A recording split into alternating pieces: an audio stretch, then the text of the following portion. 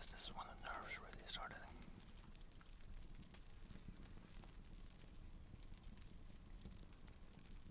Let me also just turn on streamer mode on Discord.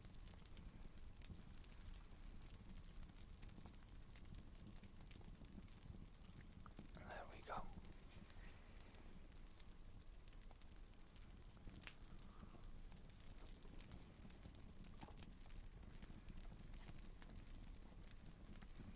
And I'll see who comes by today. It was rather chill and relaxing yesterday. It was good to hear that people were enjoying it.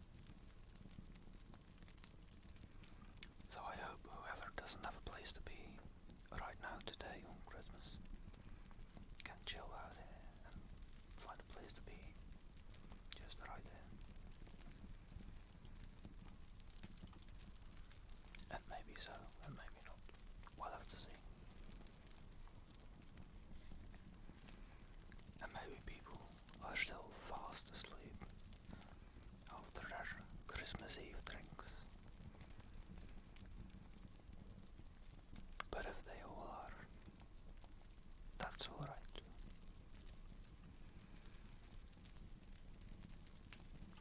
Just after all, I've got no clue what I'm doing or anything else.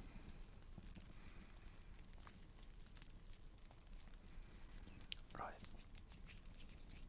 But the thing's going for now till 2 PM here to UTC, which is when I'll be starting A Christmas Carol by Charles Dickens, which I expect to take somewhere between 2 and 3 hours, depending on how many people show up and I may want to chat with in chat. But till that time, just some Christmas poetry again, quite like yesterday.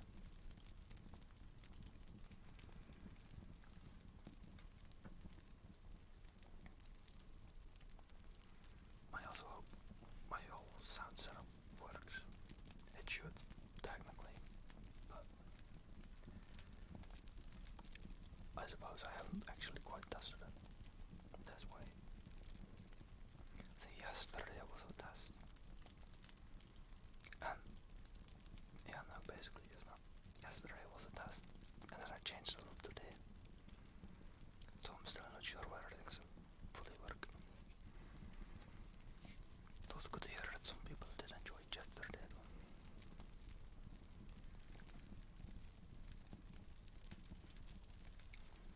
Alright.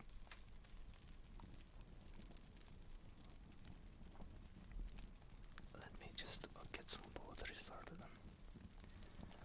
Blow, blow, thou winter wind, thou art not so unkind, as men's ingratitude, thy tooth is not so keen, because thou art not seen, although thy breath be rude.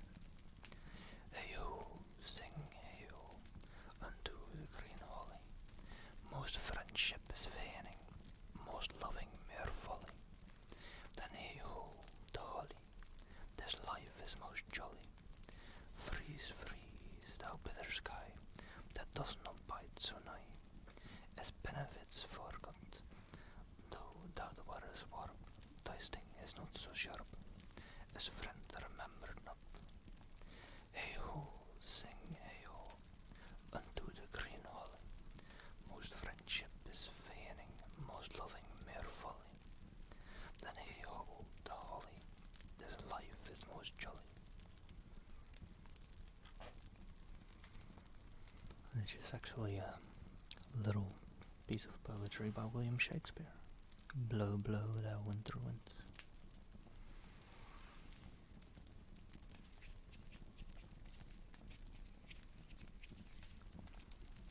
Also, I think I'll take off the headset. Was it good to check like my sounds and all, since I do now have the feedback of what I'm saying? It feels kind of weird. And I could just mute that feedback. But I'd also like if I am doing finger fluttering or things.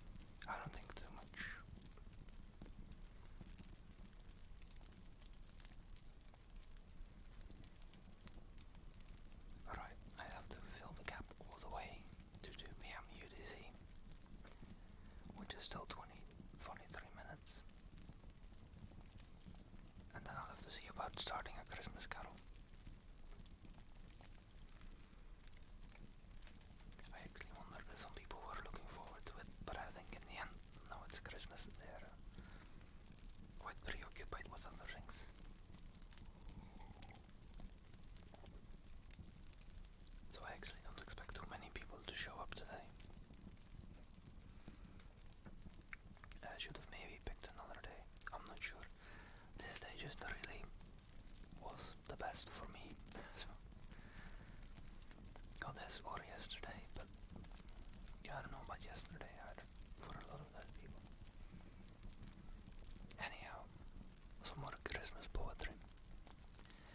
Had I the power to cast a bell that should from some grand tower at the first Christmas hour outring and fling a jubilant message wide, the forged metal should be thus allied. No iron pride but soft humility, and the rich vein hope cleft from a sunny slope, and there should be white charity and silvery love that knows no doubt nor fear, to make the pure more clear, and then to firmly fix the fine alloy, there should be joy.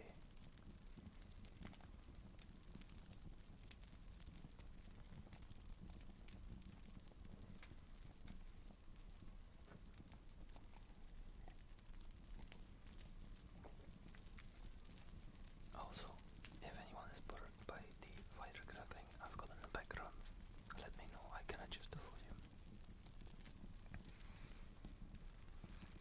And I'll be swapping back and forth a little bit between soft-spoken and whispering, or somewhere in between. So, if people have a preference, feel free to let me know. No holier thoughts awake my rhyme, the village bells with pealing chime, and sweeter far their notes to me than those of the loudest revelry. To one their ever-pointing spire is bent the charitable squire, where consecrated branches spread their weeping tendrils over the dead. Hey, Christian Clap, how are you doing? While there the elm and sable yew lend all their ruggedness to view, nor shield they now with leafy bloom the villagers and sculpture tomb. As when with summer foliage crowned they hid from gaze each little mound, lo where a goodly blooming train the maiden artless and the swain.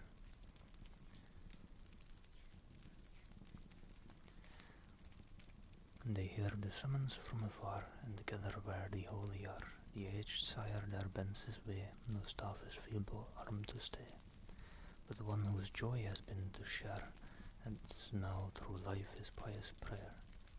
They hide their tribute just to pay to him who lengthened has their day.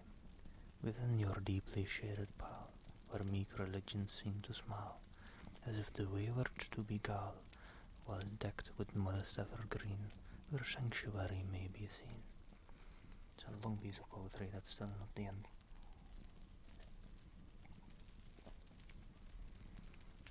A token sure of heavenly grace, befitting such a holy place, the squire upon his bended knee, with all him family we see, grazing the velvet cushioned pew, with every week observance due. O may each humble heart now share the church's venerable prayer, and may this day of all the year the best and holiest appear, and mid our deep affliction show the bliss unmerited below.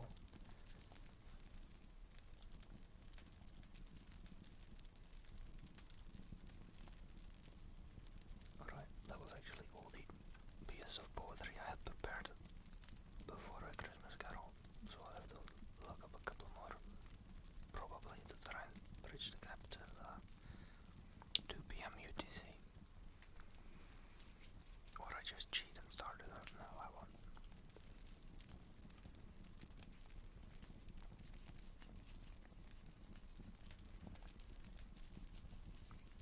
I quite like to keep a schedule.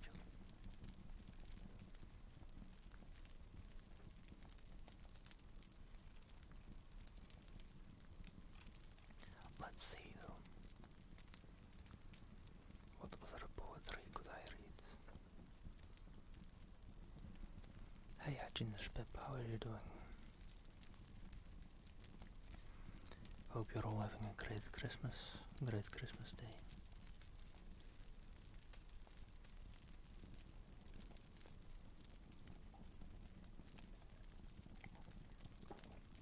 Although, if you're here, that's probably not that way. But I can hope so, nonetheless.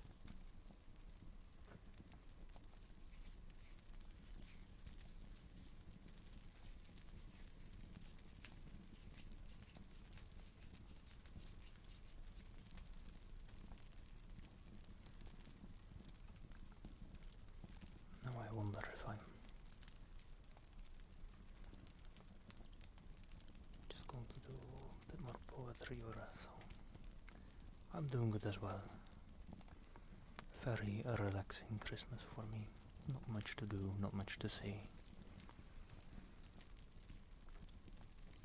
Just maybe later, some family.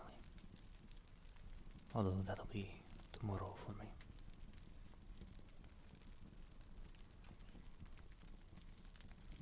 Let me see. I'll be reading a Christmas carol in about 15 minutes. Till then, just filling up the time with some random Christmas poetry.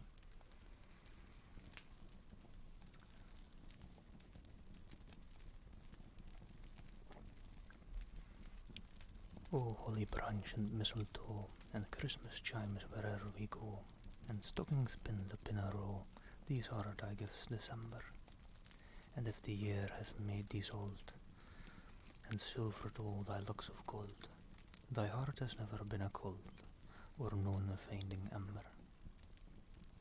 The whole world is a Christmas tree, and stars its many candles be.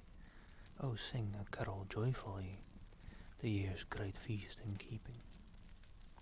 For once on a December night, an angel held a candle bright, and led 3 wise men by its light, to where a child was sleeping.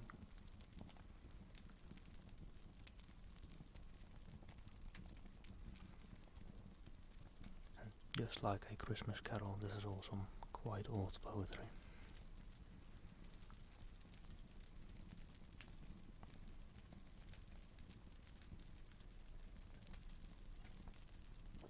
All stuff that's been long in the public domain.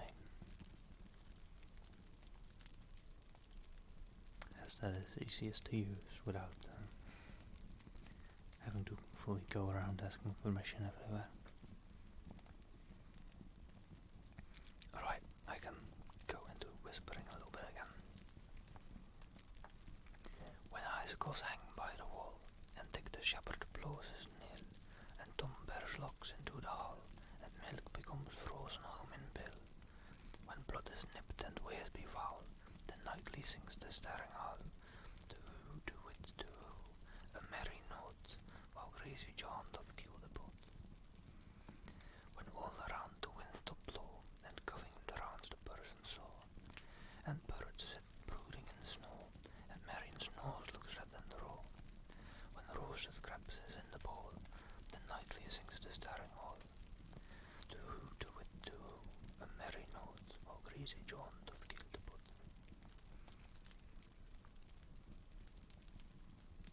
That's actually, accordingly, Winter by William Shakespeare. I've read a couple of pieces of poetry by William Shakespeare yesterday as well. There's some quite good stuff in there.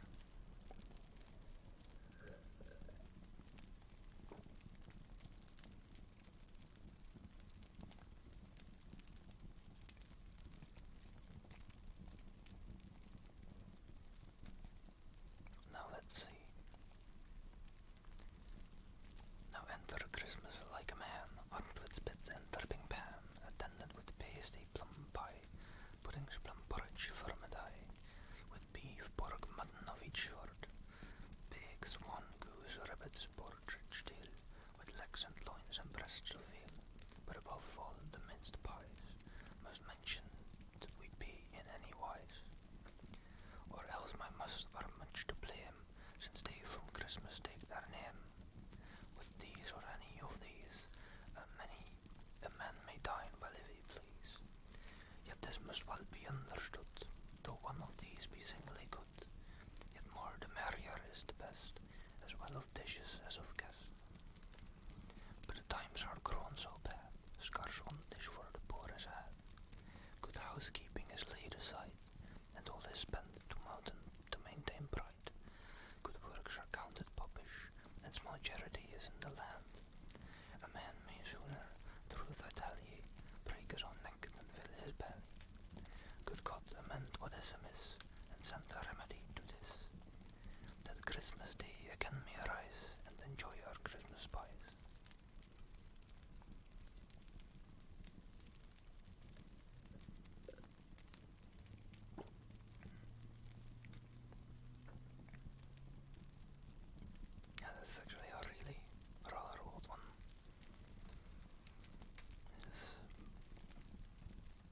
says it from a verse from Poor Robin's Almanac from 1701.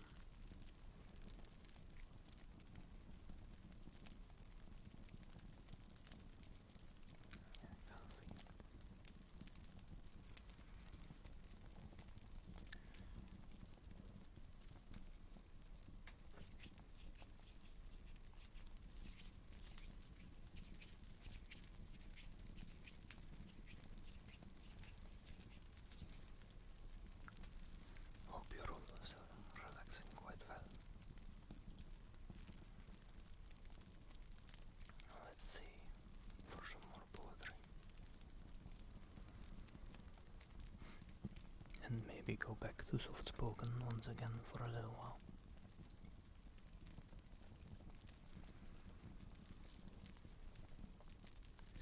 Turtle, turtle, so merrily the shepherds began to blow. About the field they piped forright, even about the midst of the night. Adown from heaven they saw come a light.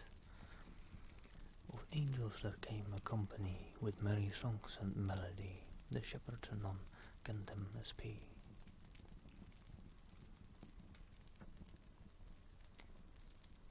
Gloria in excelsis the angels sung, and said how peace was present among, to every man that to the faith would long.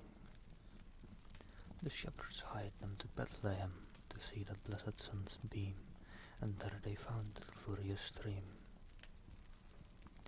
Now pray we to that meek child, and to his mother that is so mild, to which was never defiled, that we may come unto his bliss, where joy shall never miss, that we may sing in paradise.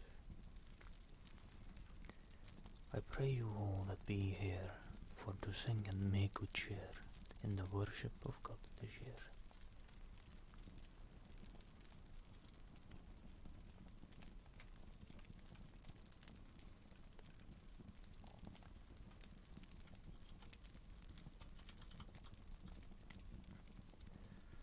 Right, let's see. Well, I'm thinking of reading which may quite bridge the gap towards 2 p.m. UTC when I start on a Christmas Carol. That'll be A Soldier's Silent Night. I read that yesterday as well, but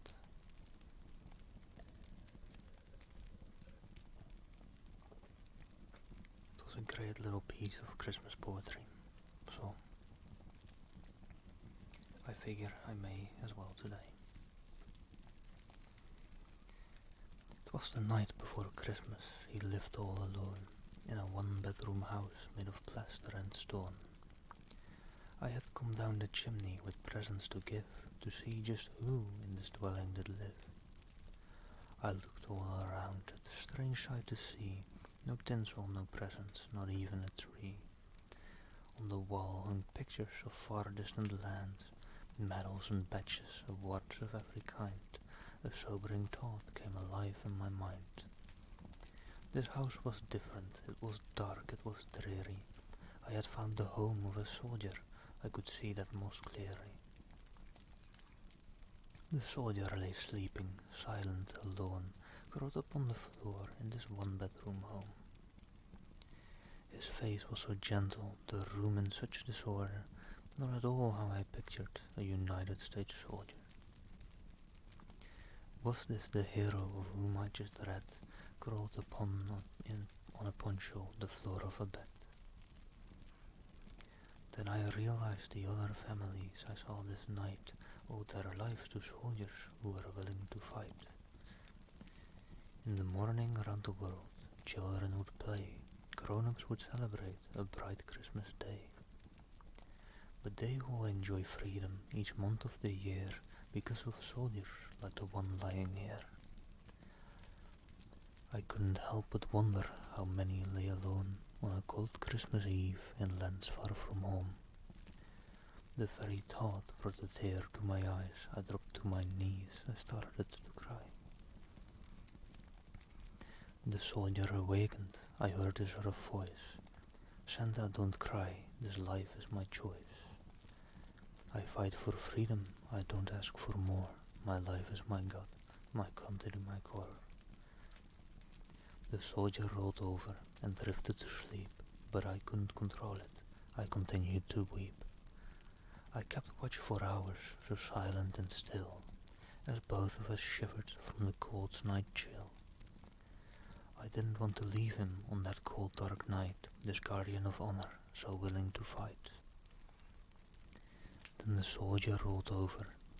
In a voice soft and pure, he whispered, "Carry on, Santa, it's Christmas Day, all is secure." One look at my watch, I knew he was right. Merry Christmas, my friend, may God bless you this night.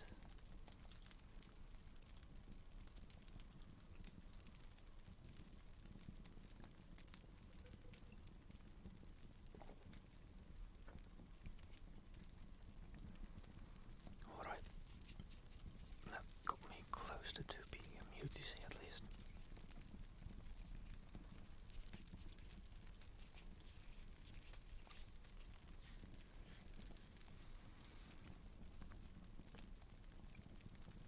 Hey Lucas, how are you doing?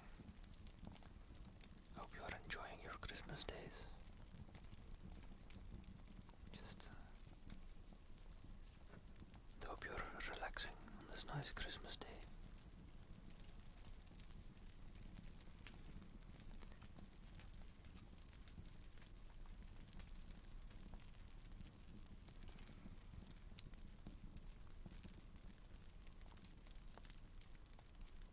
Now let's see. Just a couple more short pieces of poetry maybe till I start on a Christmas carol in a bit. And let me maybe go back to soft spoken again. So I don't know why I find whispering the full time takes quite a bit of effort and energy. Soft spoken seems to be the way to go, at least for me.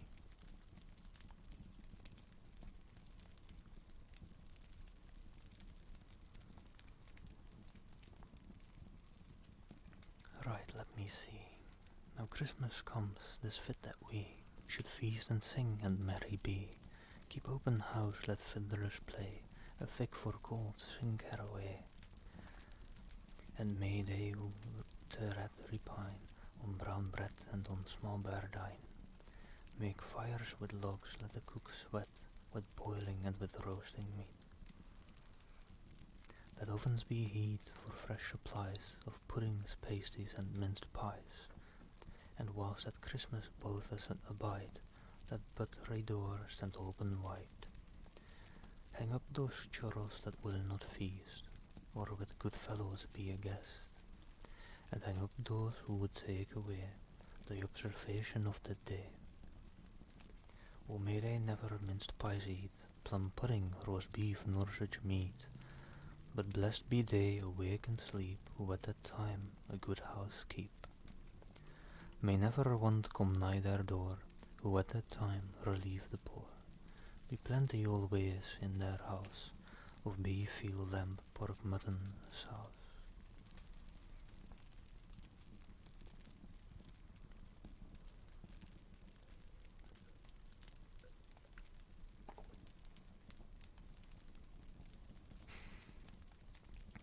Hey Ellie, how are you doing?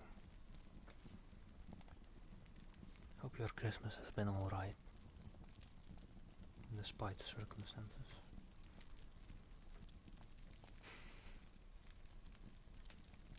Yes, I am. Well, fun stuff. I actually straight up bought some fire from stock audio because they needed to find fire that I liked and I was allowed to use, so I just bought some. That's yeah. I won't go into details on the price. It wasn't bad. It could be worse. I'm doing good. I'm doing good.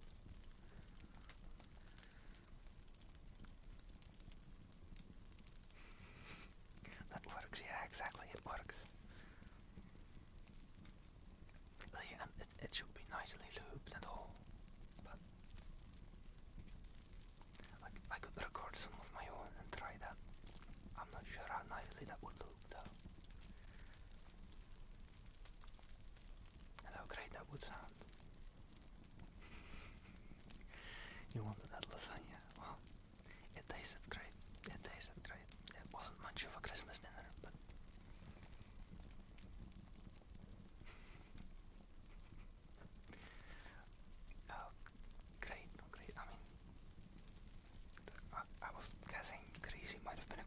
as well for lasagna, I don't know.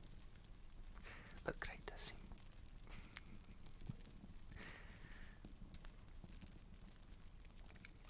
But I'll actually pull up a Christmas Carol since we're getting close to that. 2 p.m. UTC.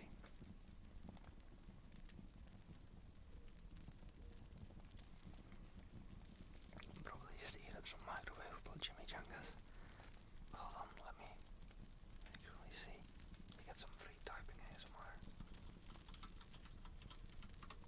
Chimichangas. Oh, they look really good. I've never heard of these. It's just pastry around some chicken, other stuff.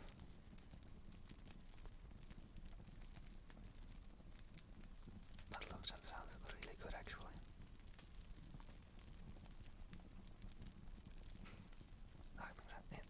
The typing sounds alright, I think. I put my headset off so I don't hear it anymore myself.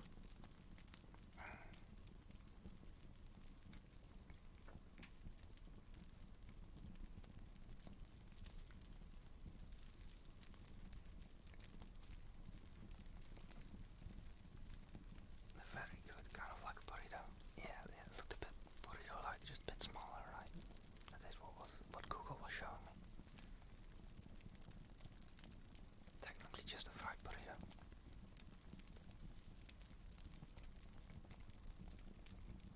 Sounds really good, actually. I don't have burritos that often either.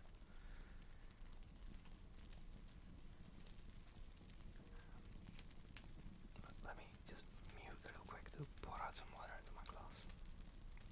That may get loud.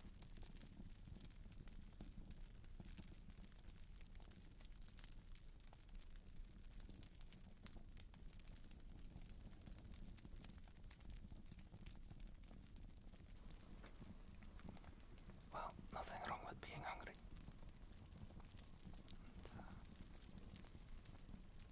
Nothing wrong with staying in bed either, though. So.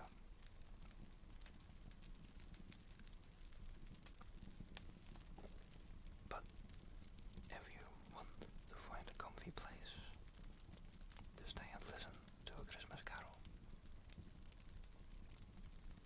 I suppose I should start. We're past 2 p.m. UTC, so.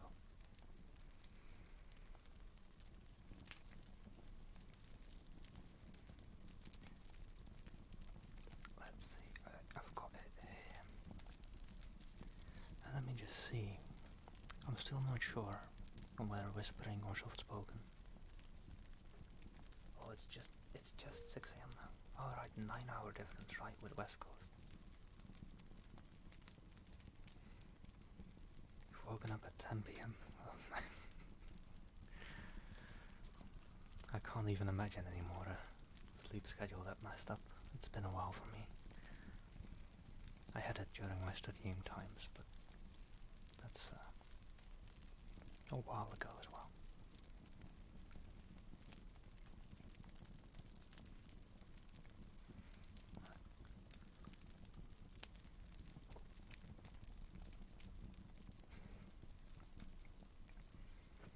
But hey, glad you could make it.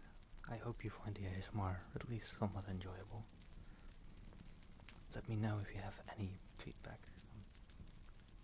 I've got no clue what I'm doing, so feedback is appreciated. And, well, I'll take all the feedback, but I'll just play my microphone. Just putting that out there right now. It's a kind of cheap microphone, so I'll just blame the microphone anyways. Right. A Christmas Carol. Marley was dead to begin with. There is no doubt whatever about that. The register of his burial was signed by the clergyman, the clerk, the undertaker, and the chief mourner. Scrooge signed it, and Scrooge's name was good upon change for anything he chose to put his hand to. Old Marley was as dead as a doornail. Mind, I don't mean to say that I know of my own knowledge, what there is particularly dead about a doornail. I might have been inclined myself to regard a coffin nail as the deadest piece of ironmongery in the trade, but the wisdom of our ancestors is in the smile, and my unhallowed hands shall not disturb it, or the country's done for. You will therefore permit me to repeat emphatically that Marley was as dead as a doornail. Glad you posted about it in my Discord. Probably wouldn't have seen it otherwise. Now I can shout you out instead of missing ASMR. Well, I'll still have to see about doing it furthermore after this. I hope the lip smacking isn't too loud. Now with my headset off, I'm kind of hearing some lip smacking every now and then. Being a bit much. Alright, same with stuff streaming as well, right? I just couldn't really delay this much further, because I'm not sure how and what all I'm doing with dinner, and then janitor duty later tonight.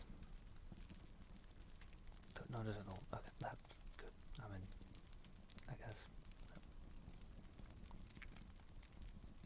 Now I keep hearing it, whilst I don't want to. Oh well. Scrooge knew he was dead. Of course he did. How could it be otherwise? Scrooge and he were partners for I don't know how many years. Scrooge was his sole executor, his sole administrator, his sole assign, his sole residuary legatee, his sole friend and sole mourner. And even Scrooge was not so dreadfully cut up by the said event, but that he was an excellent man of business on the very day of the funeral, and solemnized it with an undoubted bargain. The mention of Marley's funeral brings me back to the point I started from. There is no doubt that Marley was dead. This must be distinctly understood, or nothing wonderful can come of the story I am going to relate. If we were not perfectly convinced that Hamlet's father died before the play began, there would be nothing more remarkable in his taking a stroll at night, in an uneasterly wind, upon his own ramparts, than there would be in any other middle-aged gentleman rashly turning out after dark in a breezy spot. Say St. Paul's Churchyard, for instance, literally to astonish his son's weak mind. Now, I'm just going to have to come clean. The Paul alias did not come from there, I swear.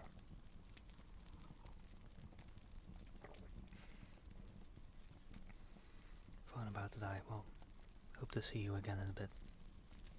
Don't let that phone die. Put it on a charger. Best not to let it die. After all, it seems Marley just did.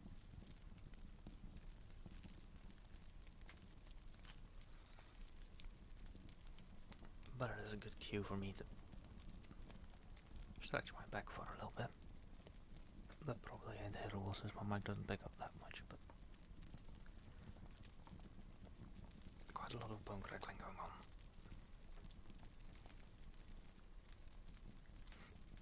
Oh, and I've been missing some follows too, it seems. I'm so sorry. Me not hearing the sound of it also makes me not notice it that often. But Christian, Clap, Fran, and Lucas, look out if you're still lurking around. Thank you for the follows.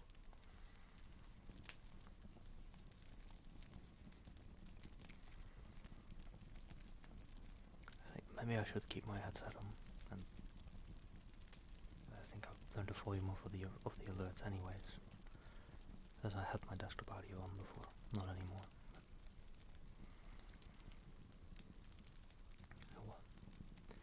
Scrooge never painted out old Marley's name. There it stood years afterwards, above the warehouse door. Scrooge and Marley. The firm was known as Scrooge and Marley. Sometimes people knew to the business called Scrooge, and sometimes Marley, but he answered to both names. It was all the same to him. Oh, but he was a tight-fisted hand at a grindstone.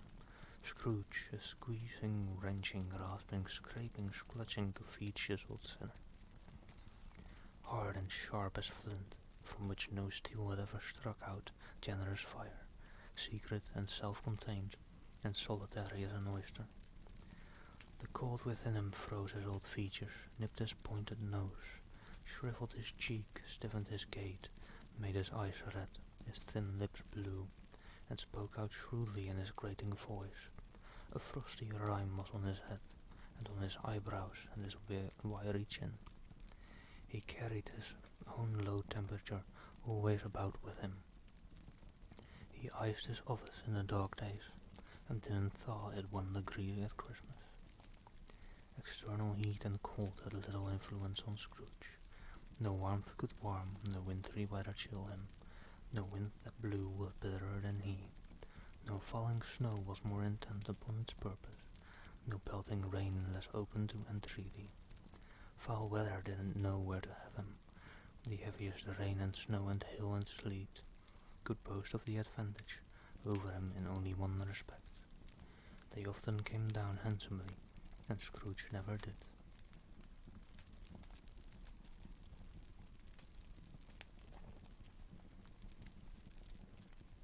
And the thing about talking so much, it really dries out the lips by a lot.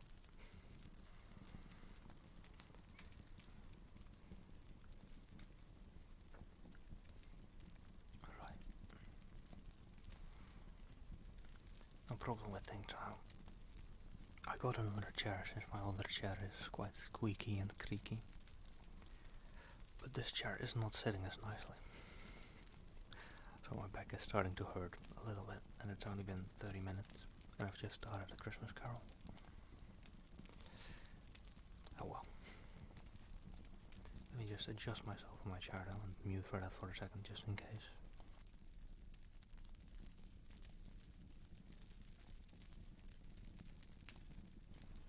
There we go. Hope that's a little bit better. External heat and cold had little influence on Scrooge. No, I already had the paragraph. Sorry. Nobody ever stopped him in the street to say with gladsome looks, "My dear Scrooge, how are you? When will you come to see me?" No beggars implored him to bestow a trifle. No children asked him what it was o'clock. No man or woman ever once in all his life inquired the way to such and such a place. With Scrooge, even the blind men's dogs appeared to know him, and when they saw him coming on, would tuck their owners into doorways and up courts, and then would wag their tails as though they said, "No eye at all is better than an evil eye, Dark Master." But what did Scrooge care? It was the very thing he liked, to edge his way along the crowded paths of life, wanting all human sympathy to keep its distance. It was what the knowing ones call nuts to Scrooge. Once upon a time, of all the good days in the year, on Christmas Eve, old Scrooge sat busy in his counting house. It was cold, bleak, biting weather, foggy withal, and he could hear the people in the court outside go wheezing up and down, beating their hands upon their breasts, and stamping their feet upon the pavement stones to warm them. The city clock said only just gone 3, but it was quite dark already. It had not been light all day, and candles were flaring in the windows of the neighbouring offices. Like ruddy smears upon the palpable brown hair. The fog came pouring in at every chink and keyhole, and was so dense without that although the court was of the narrowest, the houses opposite were mere phantoms. To see the dingy cloud come drooping down, obscuring everything, one might have thought that nature lived hard by, and was brewing on a large scale.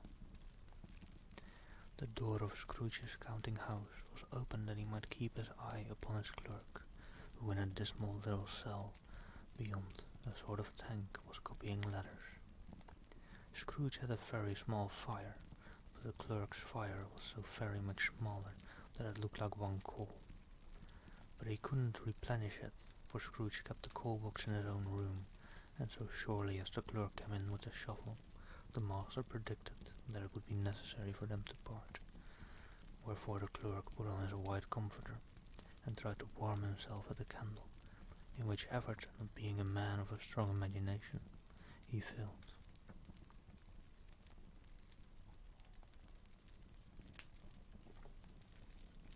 Right, quick water break, and Some more back stretching. Yeah, let me throw in some finger fluttering whilst I'm at it.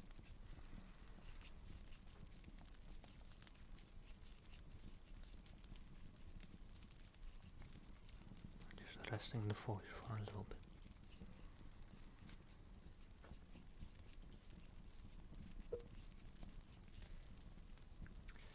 A Merry Christmas, Uncle, God save you, cried a cheerful voice.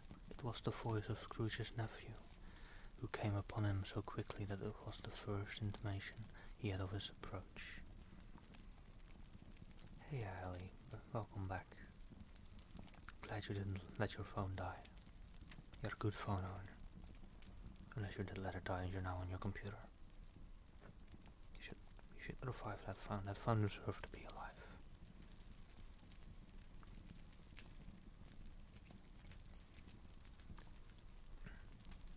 Right, that's a bit of a dialogue, so let me... on my PC now, I got up. Well, I hope your phone's charging then. Let me get through this bit of dialogue. This is quite a bit of dialogue. Try not to interrupt it too much. Okay, so the phone is still alive. That's good, that's good.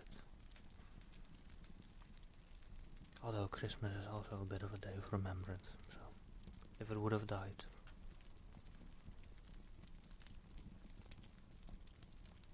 that's what I'd do. We'll remember it fondly. Hier het opportunity as well. Well, enjoy your breakfast. What's that? Well, you woke up quite a while ago. Probably didn't eat anything if you've been in bed all that time. Let's call it breakfast. Right. A Merry Christmas, Uncle. God save you, cried a cheerful voice. It was the voice of Scrooge's nephew, who came upon him so quickly that it was the first intimation he had of his approach. Bah, said Scrooge, humbug. He had so heated himself with rapid walking in the fog and frost. This nephew of Scrooge's, that he was all in a glow. His face was ruddy and handsome. His eyes sparkled and his breath smoked again. For breakfast was cookies. Cookies, guess is my late lunch. Alright, well, enjoy your late lunch then. Christmas a humbug, Uncle, said Scrooge's nephew. You don't mean that, am I sure? I do, said Scrooge. Merry Christmas. What right have you to be merry? What reason have you to be merry? You're poor enough. Come then, returned the nephew gaily. What right have you to be dismal? What reason have you to be morose? You're rich enough. Scrooge, having no better answer ready on the spur of the moment, said bah again and followed up with humbug. Don't be cross, Uncle, said the nephew. What else can I be, returned the uncle, when I live in such a world of fools as this? Merry Christmas, out upon Merry Christmas. What's Christmas time to you but a time for paying bills without money, a time for finding yourself a year older, but not an hour richer, a time for balancing your books and having every item in 'em through a round dozen of months presented dead against you. If I could work my will, said Scrooge indignantly, every idiot who goes about with Merry Christmas on his lips should be boiled with his own pudding and buried with a stake of holly through his heart. He should. Uncle, pleaded the nephew. Nephew, returned the uncle sternly, keep Christmas in your own way, and let me keep it in mine. Keep it, repeated Scrooge's nephew, but you don't keep it. Let me leave it alone then, said Scrooge. Much good may it do you. Much good it has ever done you. There are many things from which I might have derived good, by which I have not profited, I dare say, returned the nephew.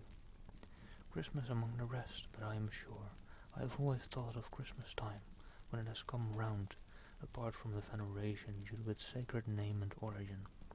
If anything belonging to it can be apart from that, as a good time, a kind, forgiving, charitable, pleasant time, the only time I know of in the long calendar of the year, when men and women seem by one consent to open their shut-up hearts freely, and to think of people below them as if they really were fellow passengers to the grave, and not another race of creatures bound on other journeys. And therefore, uncle, though it has never put a scrap of gold or silver in my pocket, I believe that it has done me good and will do me good, and I say God bless it.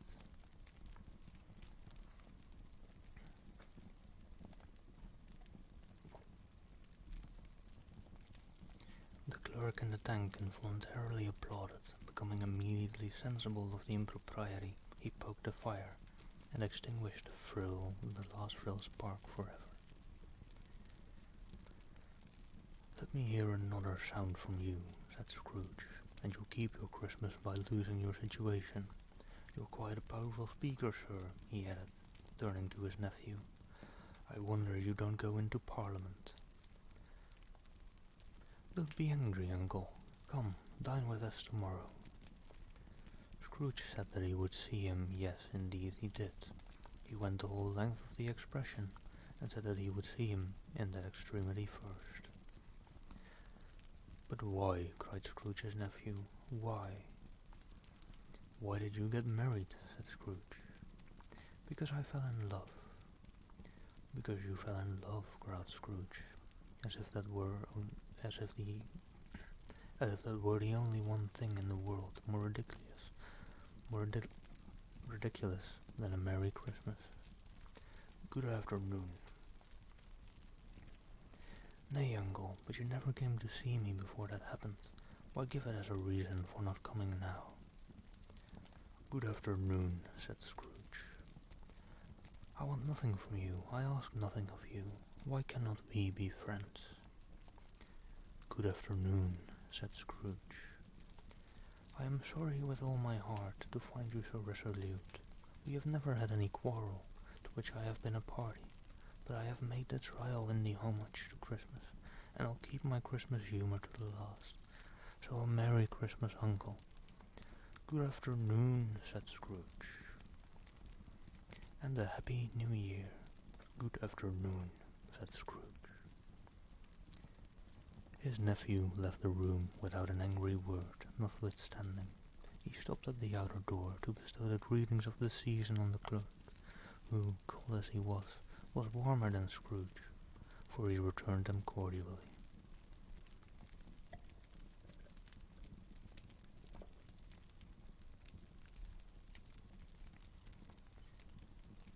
There's another fellow, muttered Scrooge, who overheard him.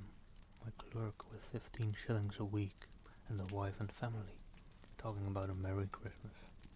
I'll retire to Bedlam.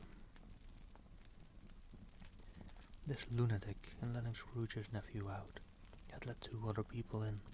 They were portly gentlemen, pleasant to behold, and now stood, with their hats off, in Scrooge's office. They had books and paper in their hands, and bowed to him.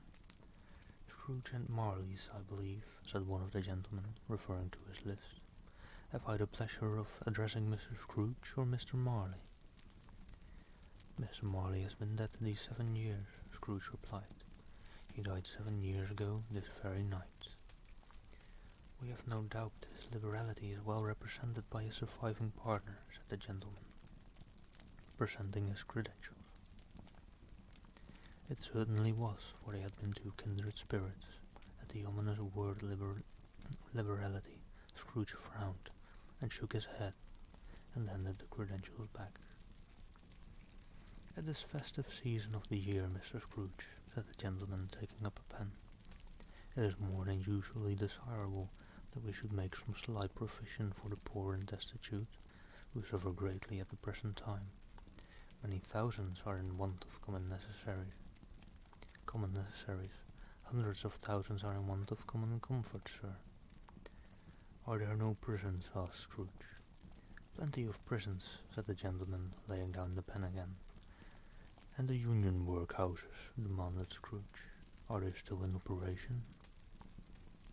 They are, still, returned the gentleman. I wish I could say they were not. The treadmill and the poor law are in full vigour, then, said Scrooge. Both very busy, sir. Oh, I was afraid from what you said at first that something had occurred to stop them in their usual course, said Scrooge. I'm very glad to hear it. Under the impression that they scarcely furnish Christian cheer of mind or body to the multitude, returned the gentleman, a few of us are endeavouring to raise a fund to buy the poor some meat and drink, and means of warmth. We choose this time because it is a time of all others when want is keenly felt, and abundance rejoices. What shall I put you down for? Nothing, Scrooge replied. You wish to be anonymous. I wish to be left alone, said Scrooge. Since you ask me what I wish, gentlemen, that is my answer. I don't make merry myself at Christmas, and I can't afford to make idle people merry. I help to support the establishments I have mentioned, they cost enough, and those who are badly off must go there. Many can't go there, and many would rather die. If they would rather die, said Scrooge, they had better do it, and decrease the surplus population. Besides, excuse me, I don't know that. But you might know it, observed the gentleman. It's not my business, Scrooge returned. It's enough for a man to understand his own business, and not to interfere with other people's. Mine occupies me constantly. Good afternoon, gentlemen. Seeing clearly that it would be useless to pursue their point, the gentleman withdrew. Scrooge resumed his labours with an improved opinion of himself, and in a more facetious temper than was usual with him. Meanwhile the fog and darkness thickened so that people ran about with flaring lamps, proffering their services to go before horses and carriages, and conduct them on their way. The ancient tower of a church, whose gruffled bell was always peeping slyly down at Scrooge out of a Gothic window in the wall, became invisible, and struck the hours and quarters in the clouds, with tremulous vibrations afterwards, as if its teeth were chattering in its frozen head up there. The cold became intense. In the main street at the corner of the court, some labourers were repairing the gas pipes, and had lighted a great fire in a brasherie, round which a party of ragged men and boys were gathered, warming their hands and winking their eyes before the blaze in rapture. The water plug being left in solitude, its overflowing suddenly congealed and turned to misanthropic eyes. The brightness of the shops where holly springs and berries crackled in the lamp heath of the windows made pale faces ruddy as they passed. Poulterers and grocers' trades became a splendid joke, a glorious pageant, with which it was next to impossible to believe that such dull principles as bargain and sale had anything to do. The Lord Mayor in the stronghold of the mighty mansion house gave orders to his 50 cooks and butlers to keep Christmas as a Lord Mayor's household should, and even the little tailor, whom he had fined 5 shillings on the previous Monday for being drunk and bloodthirsty in the streets, stirred up tomorrow's pudding in his garret, while his lean wife and the baby sallied out to buy the beef.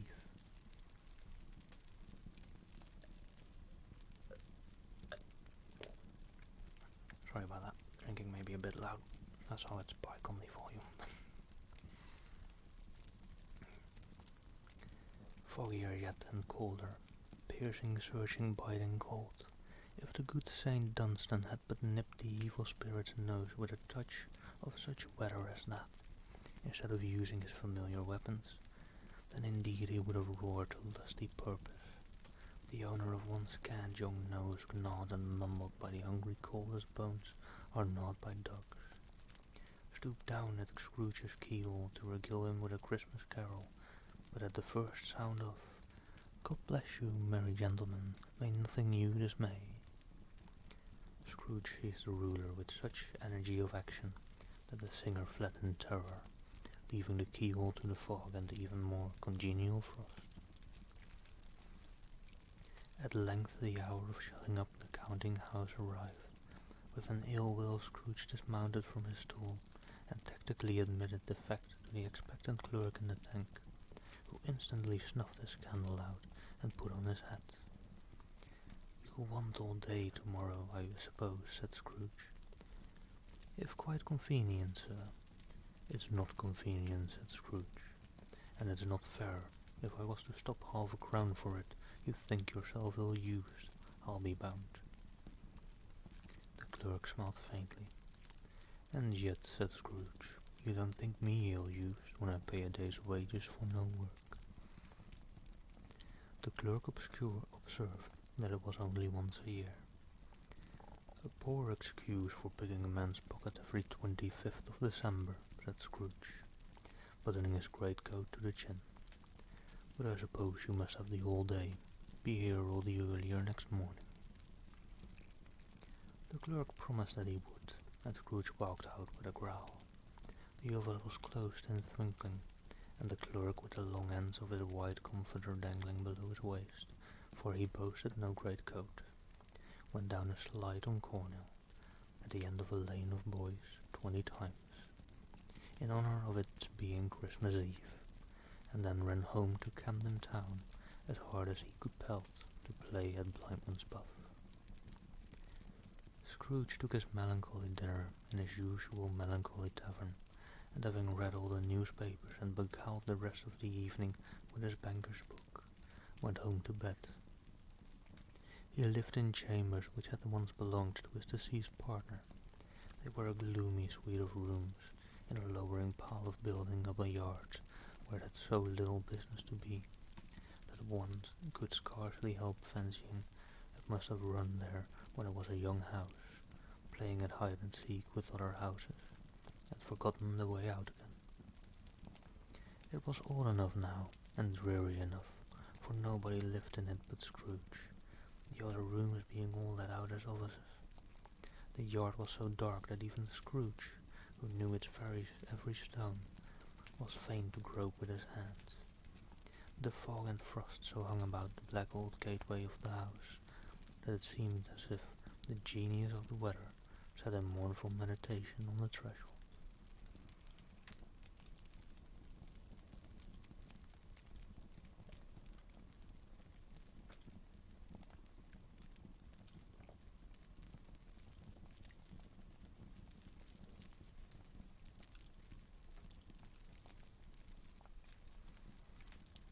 Now it is a fact that there was nothing at all particular about the knocker on the door, except that it was very large. It is also a fact that Scrooge had seen it, night and morning, during his whole residence in that place. Also that Scrooge had as little of what is called fancy about him as any man in the city of London, even including, which is a bold word, the corporation alderman and livery. Let it also be borne in mind that Scrooge had not bestowed one thought on Marley since his last mention of his 7 years as dead partner that afternoon. And then let any man explain to me, if he can, how it happened that Scrooge, having his key in the lock of the door, saw in the knocker, without it undergoing any intermediate process of change, not a knocker, but Marley's face. Marley's face, it was not an impenetrable shadow as the other objects in the yard were, but had a dismal light about it, like a bad lobster in a dark cellar. It was not angry or ferocious, but looked at Scrooge as Marley used to look, with ghostly spectacles turned up on its ghostly forehead. The hair was curiously stirred, as if by breath or hot air, and though the eyes were wide open, they were perfectly motionless. That and its livid colour made it horrible, but its horror seemed to be in spite of the face and beyond its control, rather than a part of its own expression. As Scrooge looked fixedly at this phenomenon, it was a knocker again. To say that he was not startled, or that his blood was not conscious of a terrible sensation to which it had been a stranger from infancy, would be untrue, but he put his hand upon the key he had relinquished, turned it sturdily, walked in, and lighted his candle. I actually feel like reading may give some good ideas for trigger words. If you just read on through a big old story like this, it might supply you with a lot of words when you think like, ooh, that might work great as a trigger word. I'm not quite paying attention to that myself, as I'm quite focusing on the story.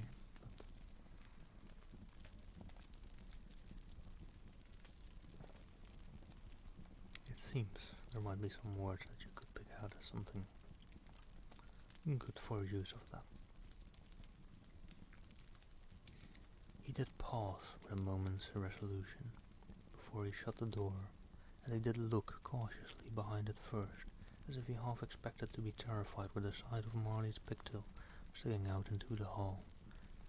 But there was nothing on the back of the door, except the screws and nuts that held the knocker on, so he said "pooh pooh" and closed it with a bang. The sound resounded through the house like thunder, every room above and every cask in the wine merchant's cellars below appeared to have a separate peal of echoes of its own. Scrooge was not a man to be frightened by echoes. He fastened the door and walked across the hall and up the stairs, slowly too, trimming his candle as he went.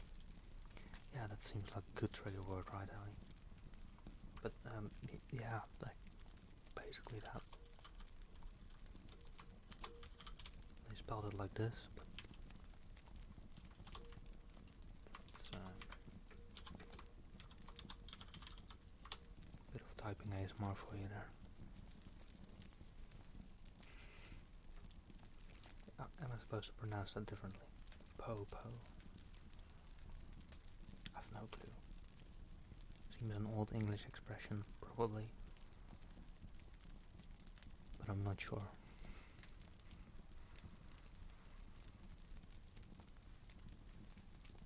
I'll just go with poo poo. You never know. Maybe Scrooge needed to go to the bathroom.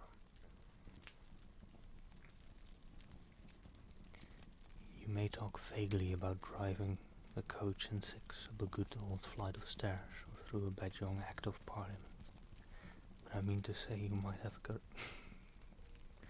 Sorry. I didn't make myself laugh at first, but then you did. Right. Let me restart the paragraph.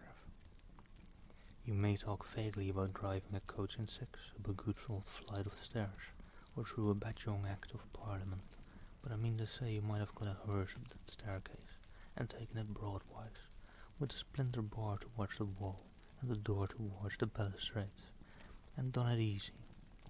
There was plenty of width for that, and room to spare, which is perhaps the reason why Scrooge thought he saw a locomotive hearse going on before him in the gloom. Half a dozen gas lamps out of the street wouldn't have lighted the entry too well, so you may suppose that it was pretty dark with Scrooge's dip. Up Scrooge went, not carrying a button for that. Darkness is cheap, and Scrooge liked it. But before he shut his heavy door, he walked through his rooms to see that all was right. He had just enough recollection of the face to desire to do that. Sitting room, bedroom, lumber room, all as they should be. Nobody under the table, nobody under the sofa. A small fire in the grate, spoon and basin ready, and a little saucepan of gruel Scrooge had a cold in his head, upon the hob. Nobody under the bed, nobody in the closet, nobody in his dressing gown, which was hanging up in a suspicious attitude against the wall. Lumber room as usual. Old fire guard, old shoes, 2 fish baskets, washing stand on 3 legs, and a poker. Nobody in the closet, are we sure about that? I may still be, as I'm not included in the story. I don't even think that was a term back then. Probably not. I think that's more recent. Quite satisfied, he closed his door and locked himself in. Double locked himself in, which was not his custom, but secured against surprise. He took off his cravat, put on his dressing gown and slippers, and his nightcap, and sat down before the fire to take his gruel. It was a very low fire indeed, nothing on such a bitter night. He was obliged to sit close to it and brood over it, before he could extract the least sensation of warmth from such a handful of fuel, The fireplace was an old one, built by some Dutch merchant long ago, and paved all round with quaint Dutch tiles, designed to illustrate the scriptures. There were Cains and Abels, Pharaoh's daughters, queens of Sheba, angelic messengers descending through the air on clouds like feather beds, Abrahams and Belshazzars, apostles putting off to sea in butter boats, hundreds of figures to attract his thoughts, and yet that face of Marley, 7 years dead, came like the ancient prophet's rod and swallowed up the whole. If each smooth towel had been a blank at first, with power to shape some picture on its surface from the disjointed fragments of his thoughts, there would have been a copy of old Marley's head on every one. Humbug, said Scrooge, and walked across the room. After several turns he sat down again. As he threw his head back in the chair, his glance happened to rest upon a bell, a disused bell, that hung in the room and communicated for some purpose now forgotten with a chamber in the highest story of the building. It was with great astonishment and with a strange inexplicable dread that as he looked he saw this bell begin to swing. It swung so softly in the outset that it scarcely made a sound, but soon it rang loudly, and so did every bell in the house. Right, let me pour some more water out, so I'll mute for a second.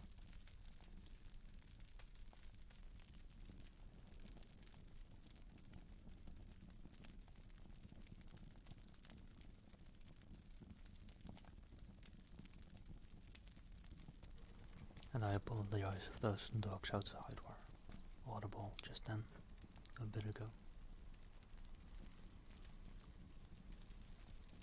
I hope it wasn't too loud.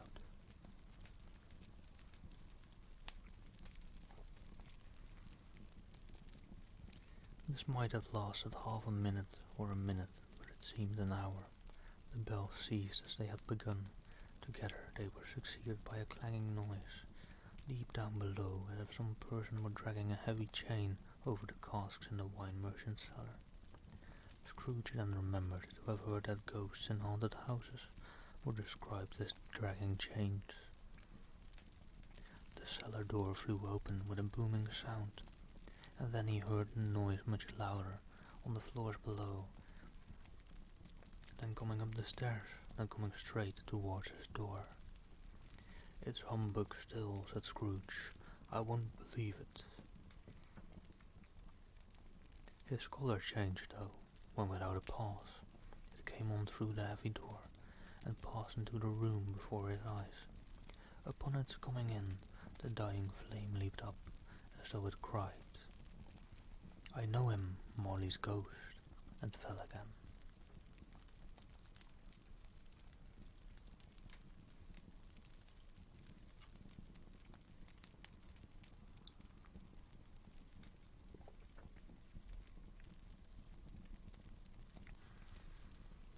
Right, this actually may be longer than I thought.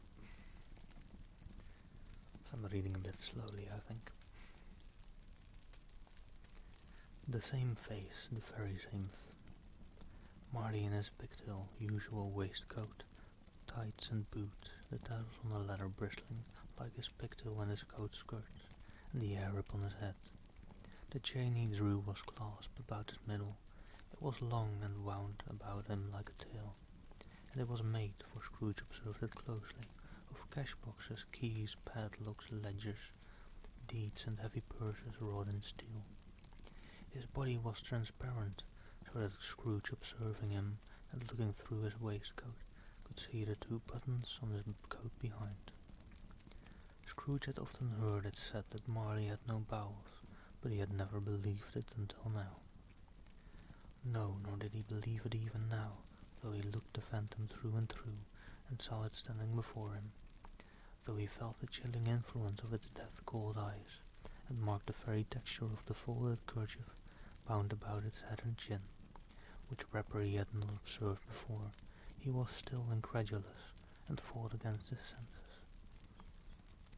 "How now?" said Scrooge, caustic and cold as ever. "What do you want with me?" Much, Marley's voice, no doubt about it. Who were you? Ask me who I was. Who were you then? Said Scrooge, raising his voice. You're particular for a shade. He was going to say to a shade, but substituted this as more appropriate. In life, I was your partner, Jacob Marley. Can you sit down? Asked Scrooge, looking doubtfully at him. I can. Do it, then. Scrooge asked the question because he didn't know whether a ghost so transparent might find himself in a condition to take a chair, and felt that in the event of it being impossible, it might involve the necessity of an embarrassing explanation. But the ghost sat down on the opposite side of the fireplace, as if he were quite used to it. You don't believe me, observed the ghost. I don't, said Scrooge. What evidence would you have of my reality beyond that of your senses? I don't know, said Scrooge. Why do you doubt your senses? Because, said Scrooge, a little thing affects them. A slight disorder of the stomach makes them cheats.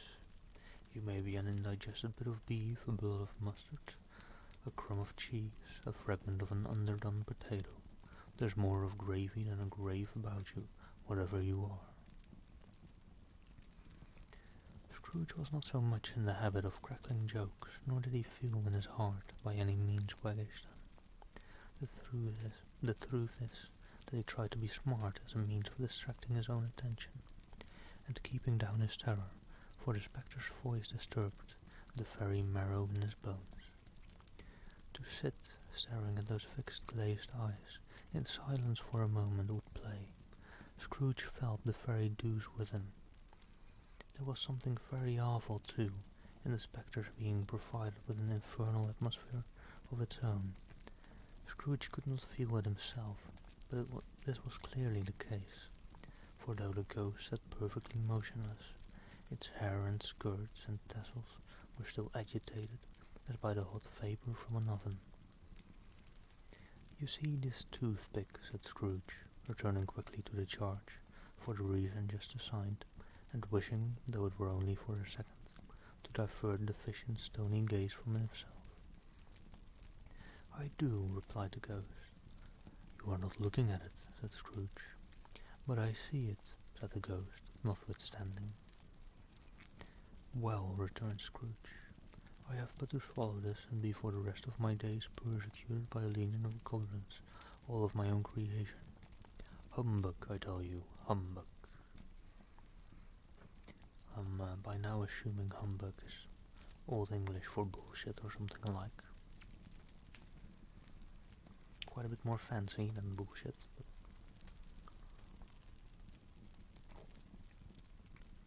darn old Brits with their fanciness. At this the spirit raised a frightful cry, and shook its chain with such a dismal and appalling noise that Scrooge held on tight to his chair, to save himself from falling in a swoon.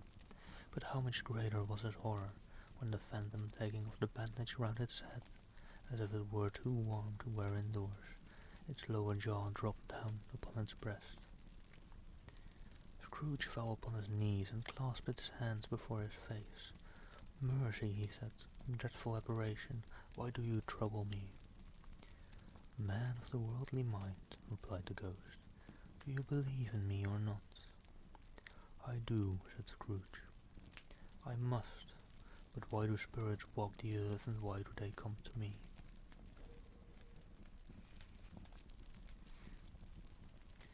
It is required of every man, the ghost returned, that the spirit within him should walk abroad among his fellowmen and travel far and wide, and if that spirit goes not forth in life, it is condemned to do so after death. It is doomed to wander through the world.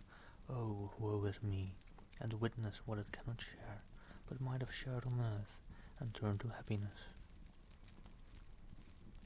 Wish more people said bah humbug. It's funny, oh. It would catch on, I suppose, probably.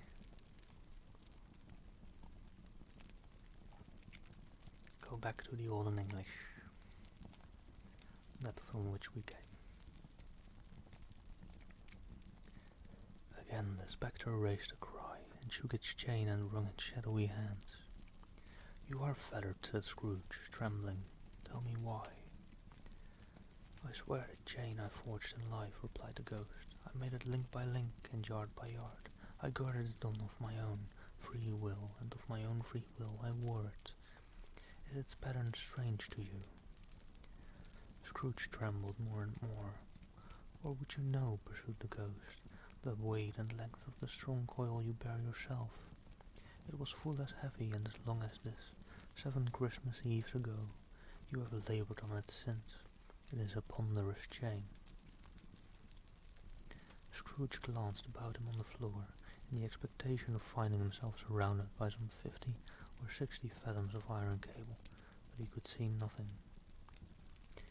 "Jacob," he said imploringly, "old Jacob Marley, tell me more. Speak comfort to me, Jacob." "I have none to give," the ghost replied. "It comes from other regions, Ebenezer Scrooge, and is conveyed by other ministers to other kinds of men.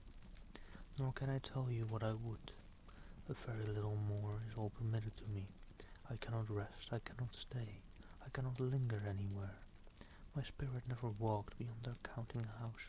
Mark me, in life my spirit never roved beyond the narrow limits of our money-changing hall, and weary journeys lie before me." It was a habit with Scrooge, whenever he became thoughtful, to put his hands in his breeches pockets, pondering on what the ghost had said. Sorry, it was a bit late on that mute, but I think that was a motorcycle trying to be loud in my life. You do get those every now and then. It was a habit with Scrooge, whenever he became thoughtful, to put his hands in his breeches pockets, pondering on what the ghost had said. He did so now, but without lifting up his eyes or getting off his knees. Breeches, we also could use that word coming back into our vocabulary. Just wearing some good breeches, and they have nice pockets.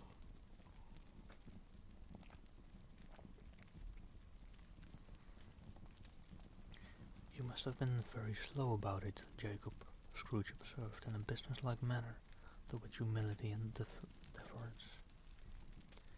"Slow," the ghost repeated. 7 years dead," mused Scrooge, "and travelling all the time." "The whole time," said the ghost. "No rest, no peace, incessant torture of remorse." "You travel fast," said Scrooge. "On the wings of the wind," replied the ghost. "You might have got over a great quantity of ground in 7 years," said Scrooge. The ghost, on hearing this, set up another cry, that clanged its chain so hideously in the dead silence of the night that the ward would have been justified in indicting it for no nuisance. Dab? Well, I don't think they had any dabbing in this olden age. The ghost suddenly dabbed away all of Scrooge's hate.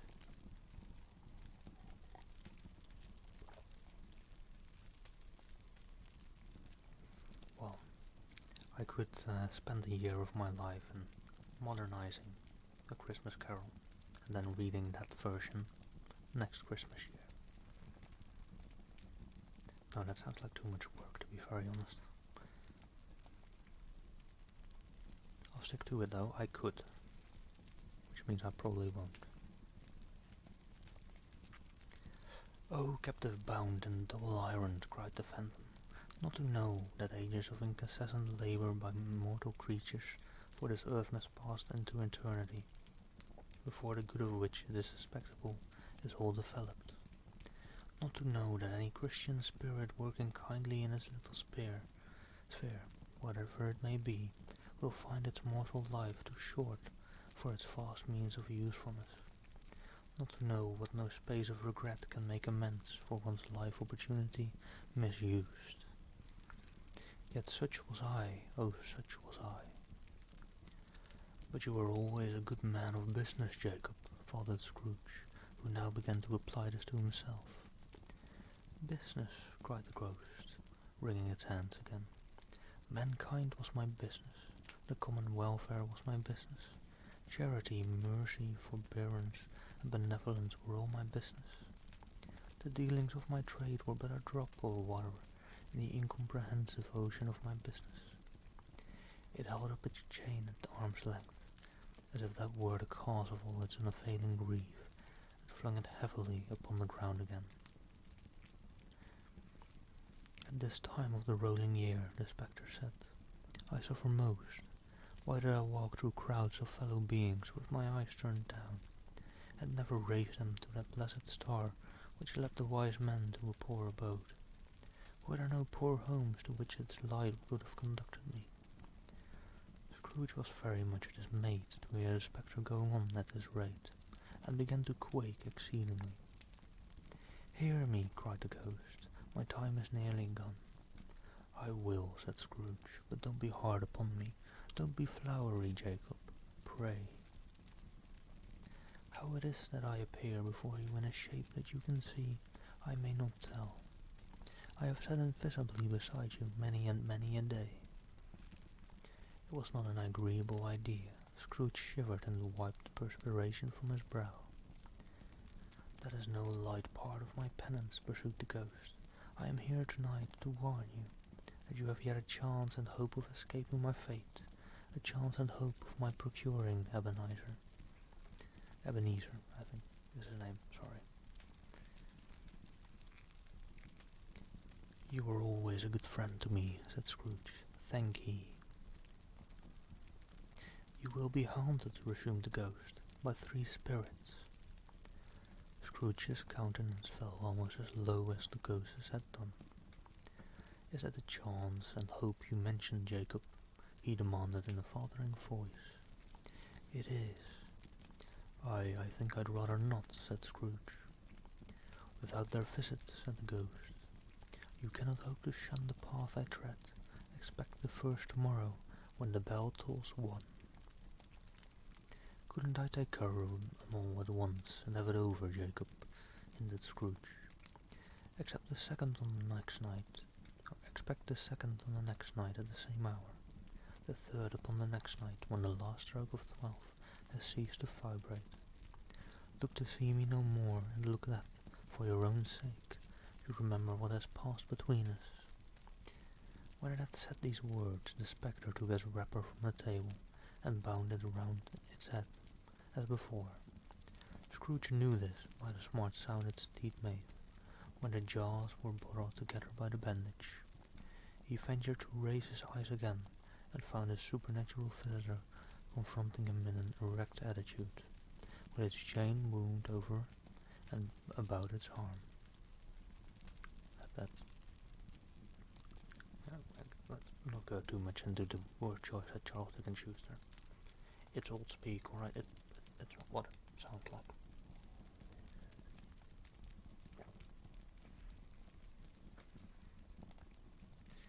The apparition walked backward from him, and at every step it took, the window raised itself a little, so that when the spectre reached it, it was wide open. It beckoned Scrooge to approach, which he did. When they were within 2 paces of each other, Marley's ghost held up its hand, warning him to come no nearer. Scrooge stopped. Not so much in obedience as in surprise and fear, for on the raising of the hand he became sensible of confused noises in the air, incoherent sounds of lamentation and regret, wailings inexpressibly sorrowful and self-accusatory. The spectre, after listening for a moment, joined in the mournful dirge, and floated out upon the bleak dark night. Scrooge followed to the window, desperate in his curiosity. He looked out. The air was filled with phantoms, wandering hither and thither in restless haste, and moaning as they went. Every one of them wore changed like Marley's ghost. Some few, they might be guilty governments, were linked together. None were free. Many had been personally known to Scrooge in their lives. He had been quite familiar with one old ghost in a white waistcoat, with a monstrous iron safe attached to its ankle, who cried piteously at being unable to assist a wretched woman with an infant, whom it saw below upon a doorstep. The misery with them all was clearly that they sought to interfere for good in human matters, and had lost the power forever. Whether these creatures faded into mist, or mist enshrouded them, he could not tell. But they and their spirit voices faded together, and the night became as it had been when he walked home. Scrooge closed the window and examined the door by which the ghost had entered. It was double-locked, as he had locked it with his own hands, and the bolts were undisturbed. He tried to say humbug, but stopped at the first syllable, and being from the emotion he had undergone, or the fatigues of the day, or his glimpse of the invisible world, or the dull conversation of the ghost, or the lateness of the hour, much in need of repose, went straight to bed, without undressing, and fell asleep upon the instant. Alright, that was chapter 1, stave 1. They're calling it staves, but I think it's basically the same as chapters.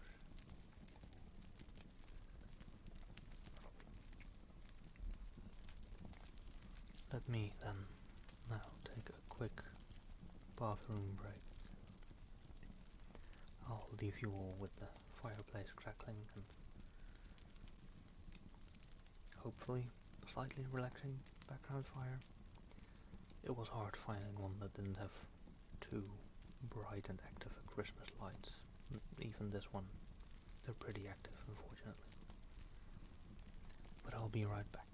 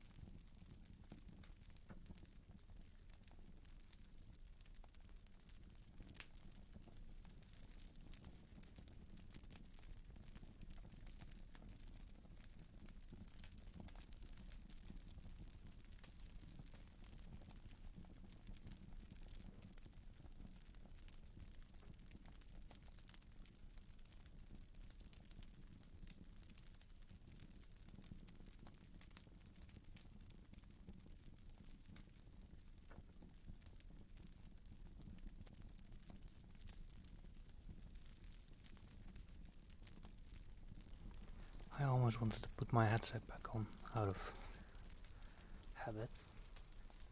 Then I remembered, I'm not wearing it right now. Also, Ellie, thank you for the host an hour ago. As a very scuffed streamer, I apparently don't notice that at all. Hey Saint, how are you doing? You've all come just in time to start chapter 2, stave 2 of A Christmas Carol. Yeah, let me at least give you guys some other tingles as well. Some other triggers. JD, I'm Frenchik, thank you for the follows. Merry Christmas all. I'm mainly just doing some reading, A Christmas Carol that is.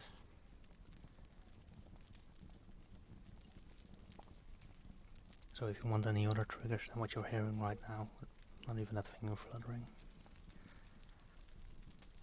then feel free to leave, since I'm not an experienced ASMR artist, and I don't know how to do any other triggers.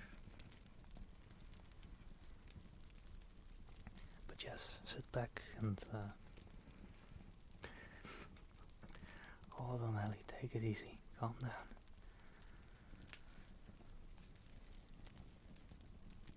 To be fair, she does have the diamond.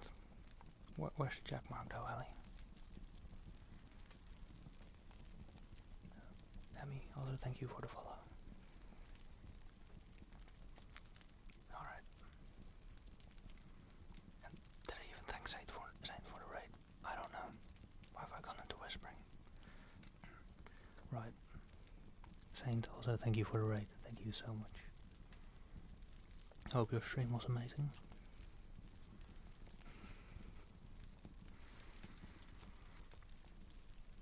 Good question. There we go. There's a check mark. You're my little PogChamp now, Matt. Hold on. Aren't the viewers supposed to be the little PogChamp of the streamer? I don't know how the meme goes.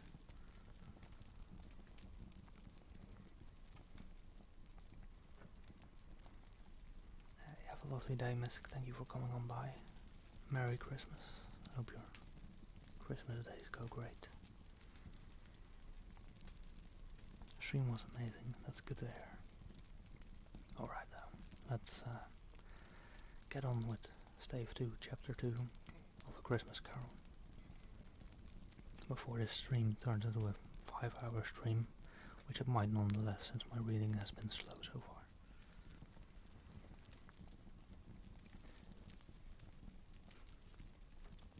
When Scrooge awoke, it was so dark that looking out of bed he could scarcely distinguish the transparent window from the opaque walls of his chamber.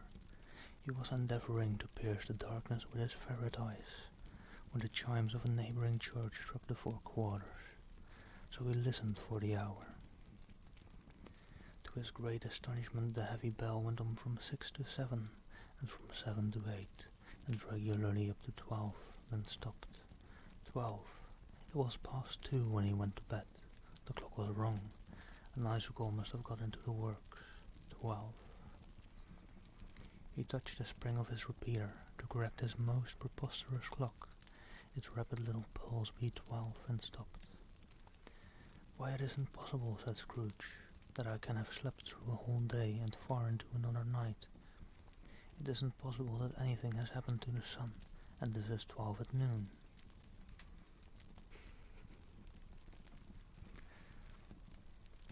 The idea of being an alarming one. He scrambled out of bed and groped his way to the window. He was obliged to rub the frost off with a sleeveless dressing gown before he could see anything, and could see very little then. All we could make out was that it was still very foggy and extremely cold, and that there was no noise of people running to and fro, and making a great stir, as there unquestionably would have been if night had beaten off bright day and taken possession of the world. This was a greater relief, because 3 days after sight of his first exchange paid with Mr. Ebenezer Scrooge, or his order, and so forth, would have become a mere United States security if there were no days to count by.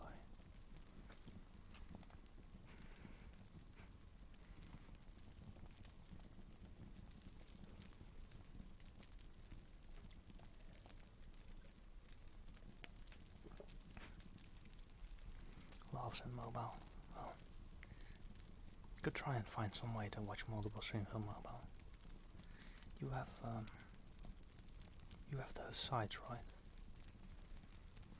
I do have some commands. I have lurk commands and shout out commands. You know what? That's a good one. Here you go. Have some free typing ASMR.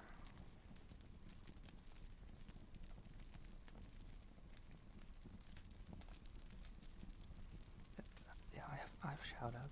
I have shout outs, and I have, I think, a couple specific shout outs. I may have to.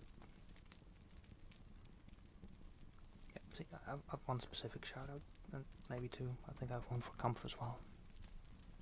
But he doesn't do ASMR, so I'm not shouting him out right now, am I? I don't have one for Ellie. Yet.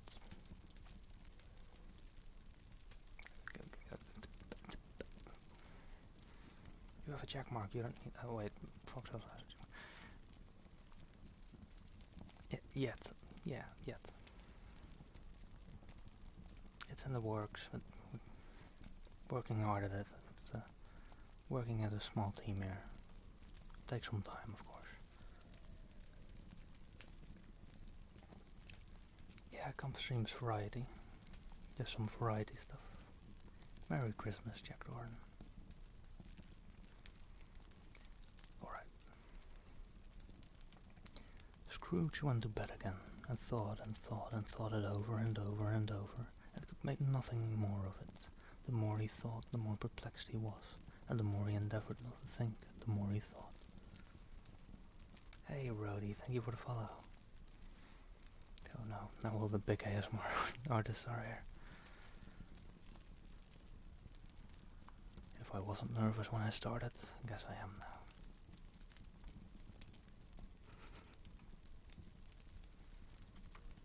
I guess I should give you all some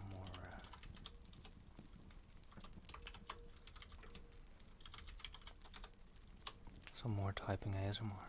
There you go. Go follow Ali, go follow Rody. They're better at ASMR, you're better off there. Although if you go to Ali, she's hosting me right now, so that doesn't work very well. You still get to see me, I'm sorry.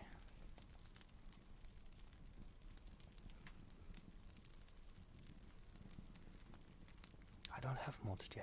We're just chill and peaceful people.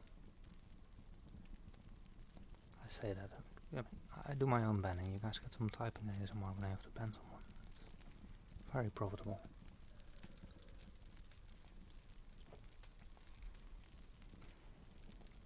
Alright. Molly's ghost bothered him more exceedingly. Every time he resolved within himself after mature inquiry that it was all a dream, his mind flew back again, like a strong spring released to its first position, and presented the same problem to be worked all through. Was it a dream or not? Scrooge lay in this state until the chime had gone 3/4 more, when he remembered on a sudden that the ghost had warned him of a visitation when the bell tolled 1. He resolved to lie awake until the hour was past, and considering that he could no more go to sleep than go to heaven, this was perhaps the wisest resolution in his power. No worries, Jack. I've got a big water bottle next to it. I just have to mute to actually fill the glass.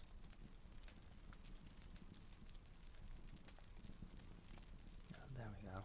Hey, Asmodeus, trying to keep it English only here, please. I almost said English or French. It's force of habit, I suppose.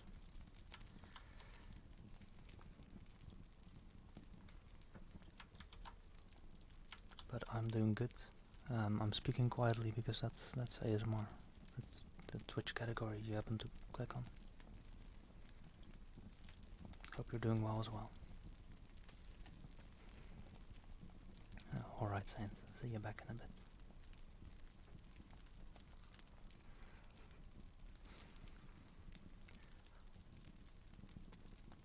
The quarter was so long that he was more than once convinced he must have sunk into a doze unconsciously and missed the clock. At length it broke upon his listening ear. Ooh, that sounds great, Rody. Hope to hear some of those sometime. I'm doing good, Asmodeus. Hope you're doing great as well. Merry Christmas to you all. Ding dong. A quarter past, said Scrooge, counting. Ding dong. Half past, said Scrooge. Ding dong. A quarter to it, said Scrooge. Ding dong. The hour itself, said Scrooge triumphantly, and nothing else. He spoke before the hour bell sounded, which it now did with a deep, dull, hollow melancholy. 1.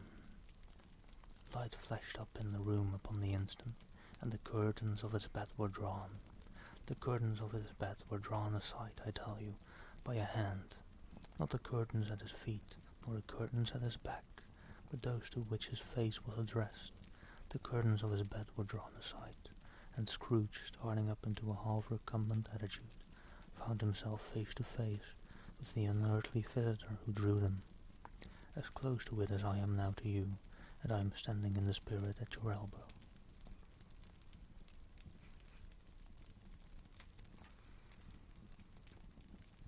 Hey, Jack, hope you get to sleep soon then.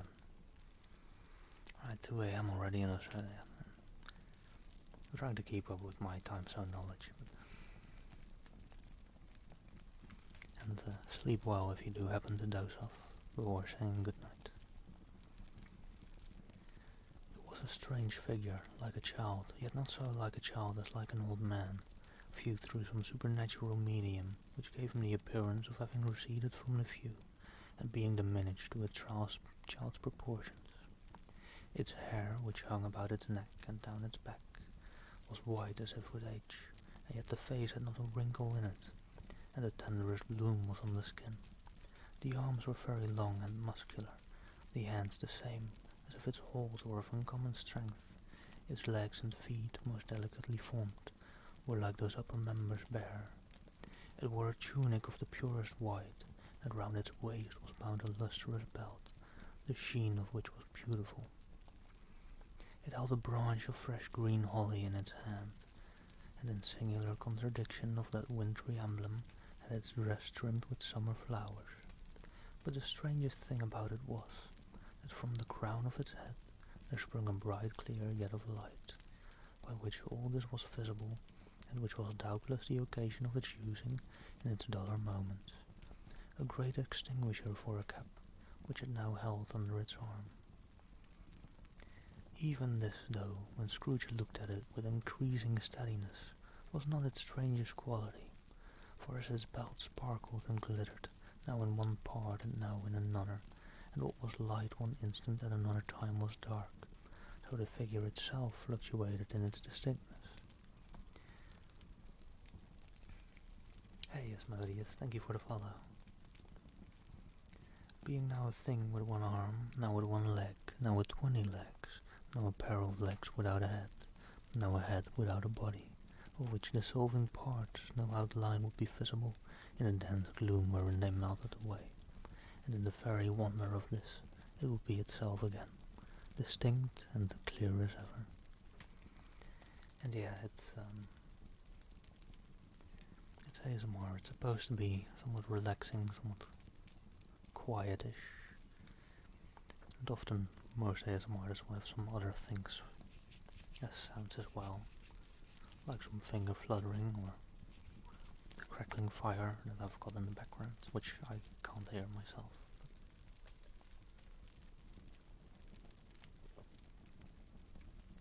You may, hopefully.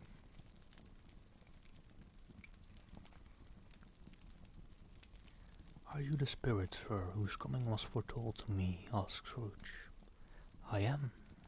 The voice was soft and gentle, singularly low, as if instead of being so close beside him, it were at a distance. Who and what are you? Scrooge demanded. I am the ghost of Christmas past. Long past? Inquired Scrooge, observant of its dwarfish stature. No, your past. Perhaps Scrooge could not have told anybody why, if anybody could have asked him, but he had a special desire to see the spirit in his cap, and begged him to be covered. What? Exclaimed the ghost. Would you so soon put out with worldly hands the light I give? It is not enough that you are one of those whose passions made this cap, and force me through whole trains of years to wear it low upon my brow. Scrooge reverently disclaimed all intention to offend or any knowledge of having wilfully bonneted the spirit at any period of his life. He then made bold to inquire what business brought him here. Your welfare, said the ghost. Scrooge expressed himself much obliged, but could not help thinking that a night of unbroken rest would have been more conducive to that end. The spirit must have heard him thinking, for it said immediately, Your reclamation, then, take heed. It put out its strong hand as it spoke, and clasped him gently by the arm. Rise and walk with me. It would have been in vain for Scrooge to plead that the weather and the hour were not adapted to pedestrian purposes. That bed was warm, and the thermometer a long way below freezing, that he was clad but lightly in his slippers, dressing gown, and nightcap, and that he had called upon him at a time. The grasps were gentle as a woman's hand, was not to be resisted. He arose, but finding that the spirit made towards the window, clasped his robe in supplication. "I am a mortal," Scrooge remonstrated, "and liable to fall." "Bear but a touch of my hand there," said the spirit, but upon his heart, "and you shall be upheld in more than this." As the words were spoken, they passed through the wall and stood upon an open country road, with fields on either hand. The city had entirely vanished. Not a vestige of it was there to be seen. The darkness and the mist had vanished with it, for it was a clear, cold winter day, with snow upon the ground. "Good heaven," said Scrooge, clasping his hands together as he looked about him. "I was bred in this place. I was a boy here." The spirit gazed upon him mildly. Its gentle touch, though it had been light and instantaneous, appeared still present to the old man's sense of feelings. He was conscious of 1,000 odors floating in the air, each one connected with 1,000 thoughts and hopes and joys and cares long, long forgotten. "Your lip is trembling," said the ghost, "and what is that upon your cheek?" Scrooge muttered with an unusual catching in his voice that it was a pimple, and begged the ghost to lead him where he would. "You recollect the way?" inquired the spirit. "Remember it," cried Scrooge with fervour. "I could walk it blindfold." "Strange to have forgotten it for so many years," observed the ghost. "Let us go on." They walked along the road, Scrooge recognizing every gate and post and tree, until a little market town appeared in the distance, with its bridge, its church, and winding river. Some shaggy ponies now were seen trotting towards them with boys upon their backs, who called to other boys in country gigs and carts, driven by farmers. All these boys were in great spirits, and shouted to each other, until the broad fields were so full of merry music that the crisp air laughed to hear it. "These are but shadows of the things that have been," said the ghost. "They have no consciousness of us." The jocund travellers came on, and as they came, Scrooge knew and named them every one. Why was he rejoiced beyond all bounds to see them? Why did his cold eye glisten, and his heart leap up as they went past? Why was he filled with gladness when he heard them give each other Merry Christmas? As they parted at crossroads and byways for their several homes, what was Merry Christmas to Scrooge? Out upon Merry Christmas. What good had it ever done to him? "The school is not quite deserted," said the ghost.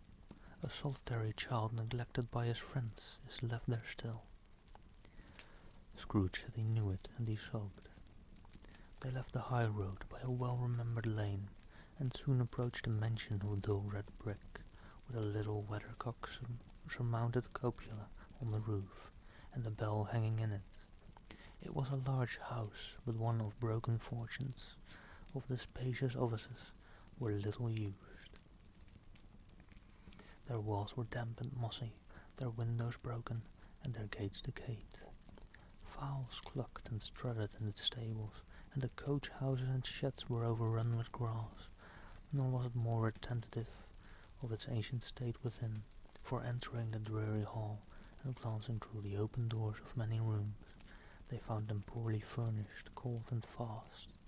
There was an earthly savour in the air, a chilly bareness in the place, which associated itself somehow with too much getting up by candlelight, and not too much to eat.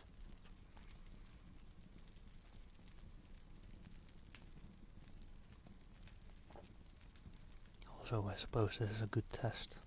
Saint brought some people over that are probably fast asleep, and the second I make a noise too loud, I'll probably hear it.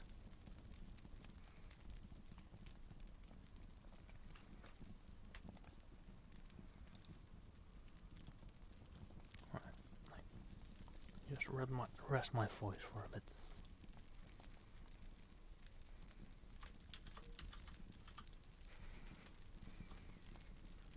Everything is good, well, I hope so. But even if it isn't, some people will wake up and tell me that I'm being a dunce, which is good.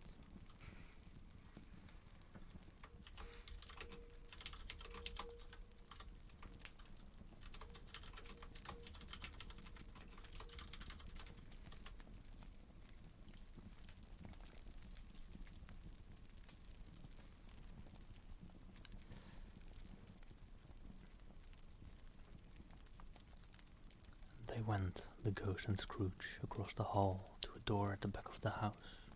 It opened before them and disclosed a long, bare, melancholy room, made barer still by lines of plain deal forms and desks. At one of these, a lonely boy was reading near a feeble fire, and Scrooge sat down upon a form and wept to see his poor forgotten self as he used to be. Not a latent echo in the house, not a squeak and scuffle from the mice behind the panelling, not a drop from the half-thawed water spout in the dooryard behind, not a sigh among the leafless boughs of one despondent poplar, not the idle swinging of an empty storehouse door.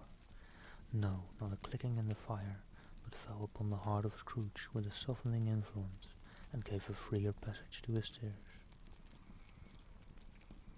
The spirit touched him on the arm and pointed to his younger self, intent upon his reading.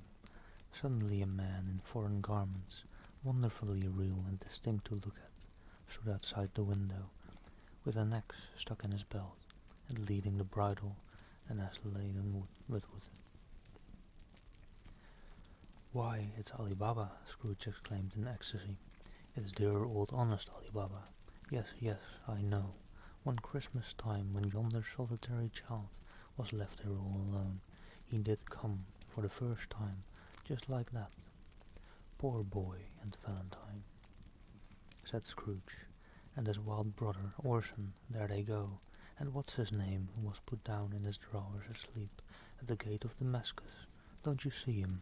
And the Sultan's groom turned upside down by the genie, there he is upon his head. Serve him right, I'm glad of it. What business had he to be married to the princess?" To hear Scrooge expending all the earnestness of his nature on such subjects, in a most extraordinary voice between laughing and crying, and to see his heightened and excited face, would have been a surprise to his business friends in the city indeed. "There's the parrot," cried Scrooge, "green body and yellow tail, with a thing like a lettuce growing out of the top of his head. There he is. Poor Robin Crusoe, he called him, when he came home again after sailing around the island. Poor Robin Crusoe, where have you been, Robin Crusoe?" The man thought he was dreaming, but he wasn't. It was the parrot, you know. There goes Friday, running for his life to the little creek. Halloa hoop, hallo.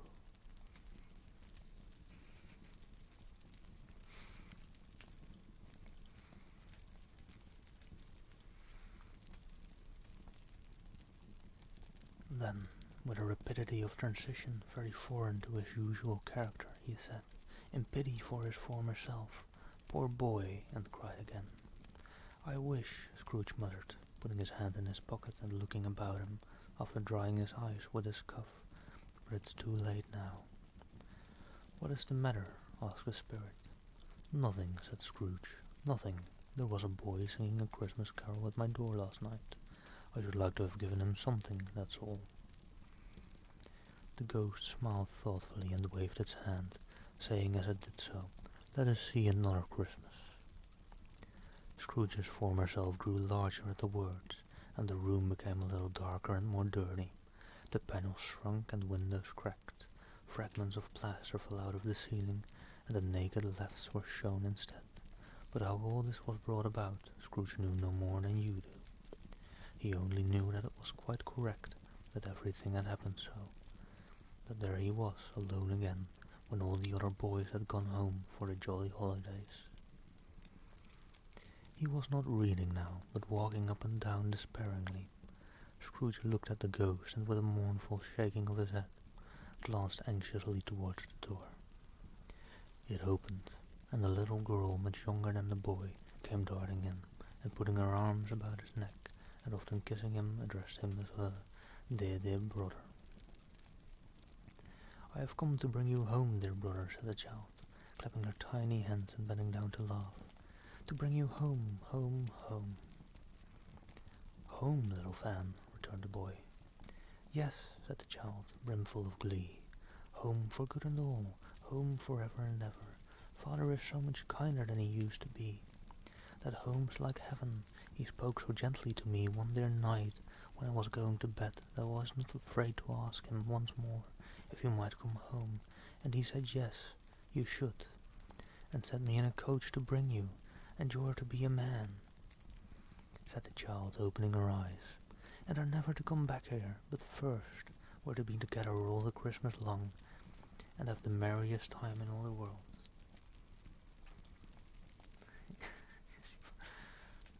Well, I'm not sure, Comp. It still has to average out, and I have still no clue how they calculate it. We'll have to see. Also, it's mainly from a rate, and viewers from rates may not count.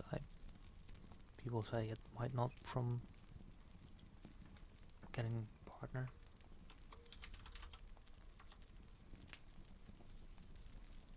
Also, did someone say Comp? There we go.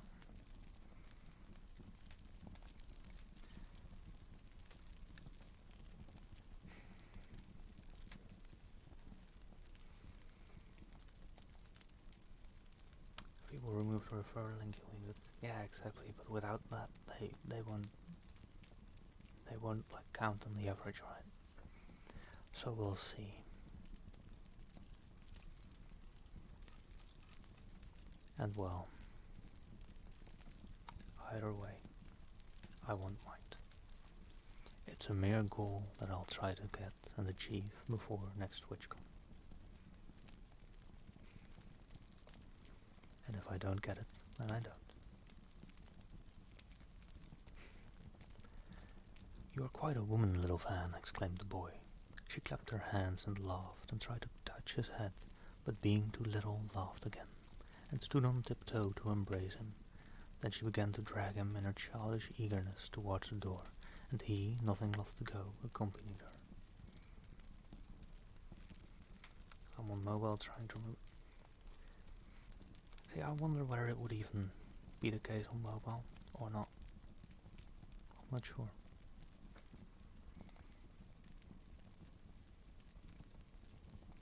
Oh, really? That's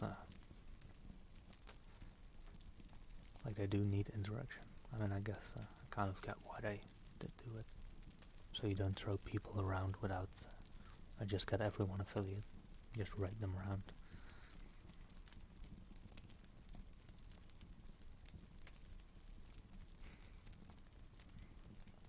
Nice, Saint. Double the scuffed relaxation.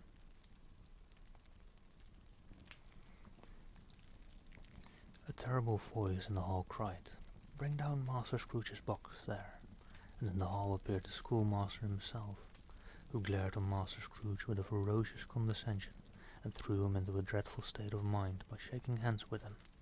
He then conveyed him and his sister into the veriest old well of a shivering best parlour that ever was seen, where the maps upon the wall and the celestial and terrestrial globes in the windows were waxy with cold. Here he produced a decanter of curiously light wine and a block of curiously heavy cake, and administered some instalments of those dainties to the young people, at the same time sending out a meagre servant to offer a glass of something to the postboy, who answered that he thanked the gentleman, but if it was the same tap as he had tasted before, he had rather not. Master Scrooge's trunk being by this time tied onto the top of the chaise, the children bade the schoolmaster goodbye, right willingly, and getting into it, drove gaily down the garden sweep, the quick wheels dashing the hoar-frost and snow from off the dark leaves of the evergreens like spray.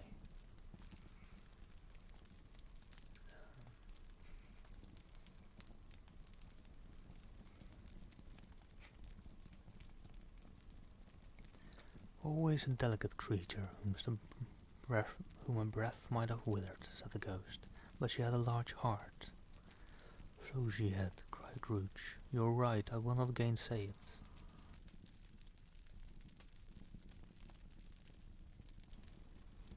Sorry, let me just mute while that tractor comes on by. Still sleepy? Well, that's the idea of ASMR Camp. But, I mean, thanks for the compliment. I think.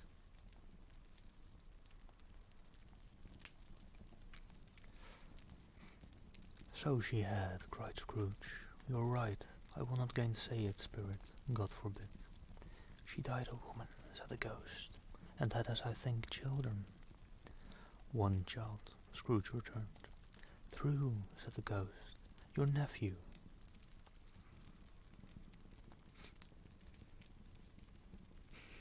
Sounds good, Comp.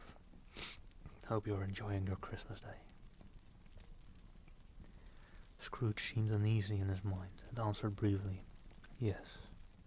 Although they had but that moment left the school behind them, they were now in the busy thoroughfares of a city, where shadowy passengers passed and repassed, where shadowy carts and coaches battled for the way, and all the strife and tumult of a real city were. It was made plain enough by the dressing of the shops that here too it was Christmas time again, but it was evening, and the streets were lighted up. The ghost stopped at a certain warehouse door, and asked Scrooge if he knew it. Know it, Scrooge said. Was I apprenticed here?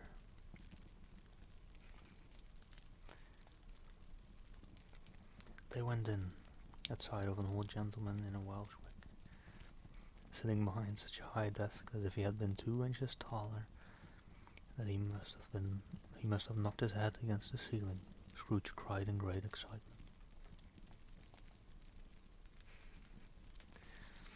Thanks, Saint. You're pretty cute too yourself. You know that. That's alright, Comp. Yeah, I quite get that if you're trying to stay awake whilst you're quite sleepy yourself. Thanks for leaving a tab open though. I'll come back to you, ask about when you're going to pay that tab off finally. Wait, different kind of tab? Different kind of tab, never mind. You're fine, good to go.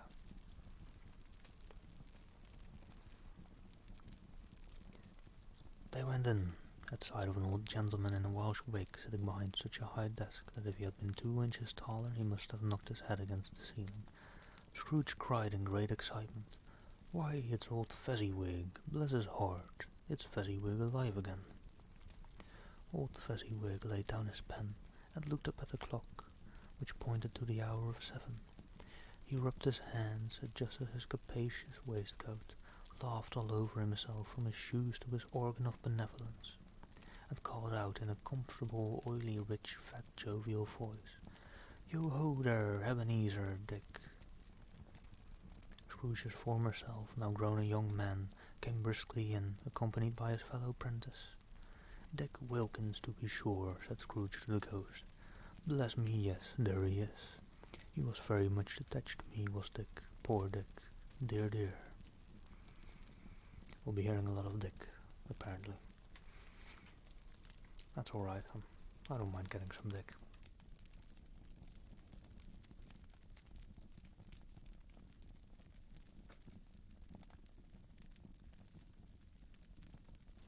Right, just refilled my water for a bit.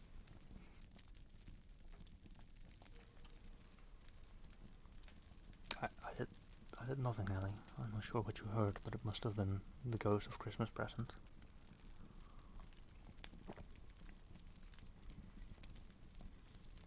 Right, and accordingly, I need to state, with all my gay jokes, I'm not merely gay, I'm also bi.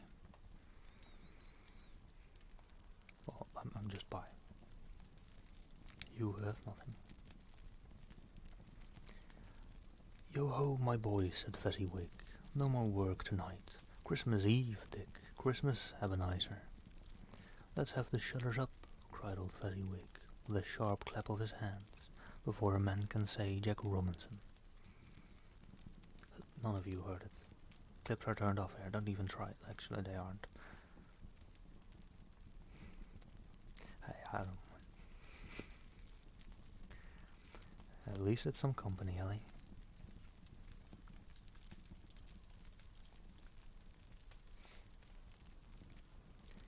You wouldn't believe how those 2 fellows went at it. They charged into the street with the shutters. 1, 2, 3, had 'em up in their places. 4, 5, 6, barred 'em and pinned 'em.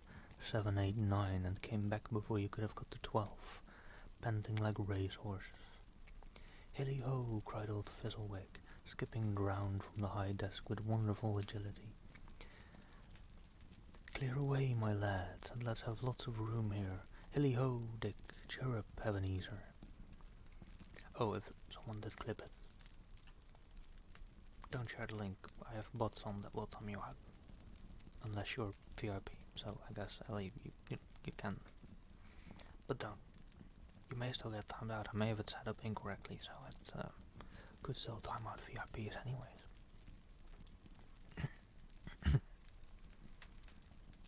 Good, that's all the better to hear. Clear away. There was nothing they wouldn't have cleared away, or couldn't have cleared away, with old Fezziwig looking on. It was done in a minute. Every movable was packed off, as if it were dismissed from public life forevermore.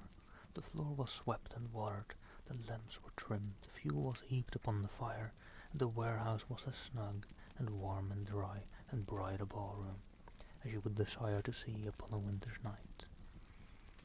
In came a fiddler with a music book, and went up to the lofty desk and made an orchestra of it, and tuned like 50 stomach aches. In came Mrs. Fezziwig, one fast substantial smile. In came the 3 Miss Fezziwigs, beaming and lovable. In came the 6 young followers whose hearts they broke. In came all the young men and women employed in the business. In came the housemaid with her cousin, the baker. In came the cook with her brother's particular friend, the milkman. In came the boy from over the way, who was suspected of not having board enough from his master, trying to hide himself behind a girl from next door, but one who was proved to have had her ears pulled by her mistress.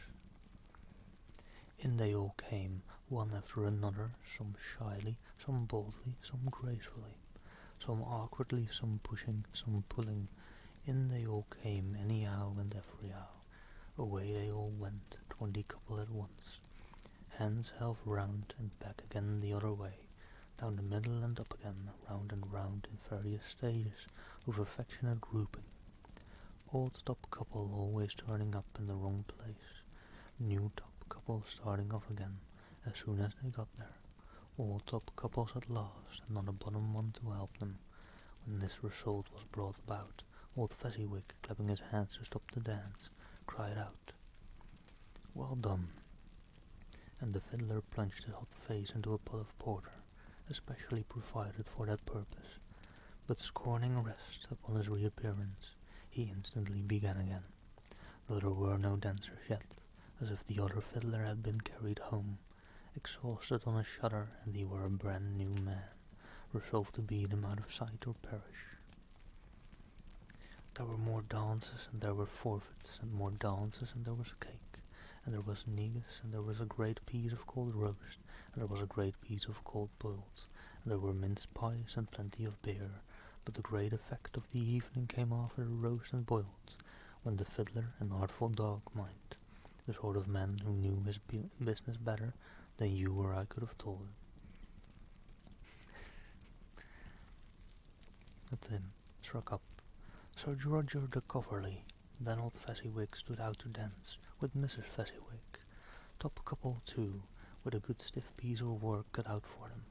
3 or 4 and 20 pair of partners, people who were not to be trifled with, people who would dance and had no notion of walking. Well, to be very fair, a lot of that big paragraph about everyone walking in also went over my head. Like, quite a bit of it.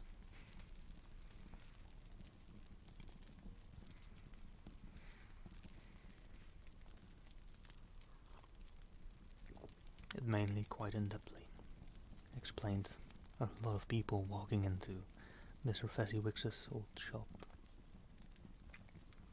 and dancing and feasting there on that Christmas Eve. But if they had been twice as many, 4 times, old Fezziwig would have been a match for them, and so would Mrs. Fezziwig. As to her, she was worthy to be his partner in every sense of the term. If that's not high praise, tell me higher, and I'll use it. A positive light appeared to issue from Fezziwig's calves. They shone in every part of the dance, like Mrs. Fezziwig had gone all through the dance.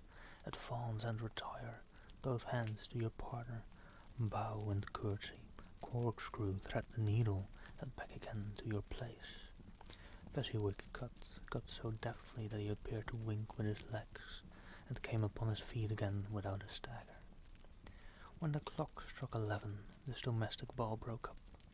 Mr. and Mrs. Fezziwig took their stations, one on either side of the door, and shaking hands with every person individually as he or she went out, wished him or her a Merry Christmas when everybody had retired but the two apprentices. They did the same to them, and thus the cheerful voices died away, and the lads were left to their beds, which were under a counter in the back shop. During the whole of this time, Scrooge had acted like a man out of his wits. His heart and soul were in the scene, and with his former self he corroborated everything, remembered everything, enjoyed everything, and underwent the strangest agitation. It was not until now, when the bright faces of his former self and Dick were turned from them, that he remembered the ghost, and became conscious that it was looking full upon him, while the light upon its head burned very clear. "A small matter," said the ghost, "to make these silly folks so full of gratitude." "Hey, JD. Sleep well, have a good night. Hope you're having a great Christmas, and hope you have a great Christmas following weekend." "Small," echoed Scrooge. The spirit signed to him to listen to the two apprentices, who were pouring out their hearts in praise of Fezziwig, and when he had done so said, "Why is it not? He has spent but a few pounds of your mortal money, 3 or 4 perhaps. Is it so much that he deserves this praise?" "It isn't that," said Scrooge, heated by the remark, and speaking unconsciously like his former, not his latter self. "It isn't that spirit. He has the power to render us happy or unhappy, to make our service light or burdensome, a pleasure or a toil. Say that his power he lies in words and looks, in things so slight and insignificant that it is impossible to add and count them up. What then? The happiness he gives is quite as great as if it cost a fortune." He felt the spirit's glance and stopped. "What is the matter?" asked the ghost. "Nothing particular," said Scrooge. "Something, I think," the ghost insisted.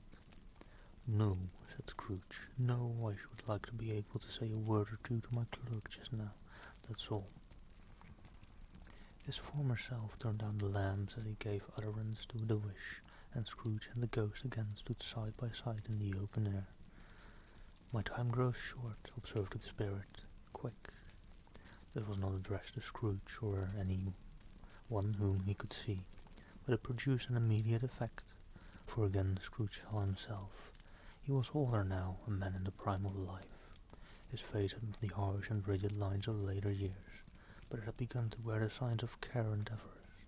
There was an eager, greedy, restless motion in the eye, which showed the passion that had taken root, and where the shadows of the growing tree would fall.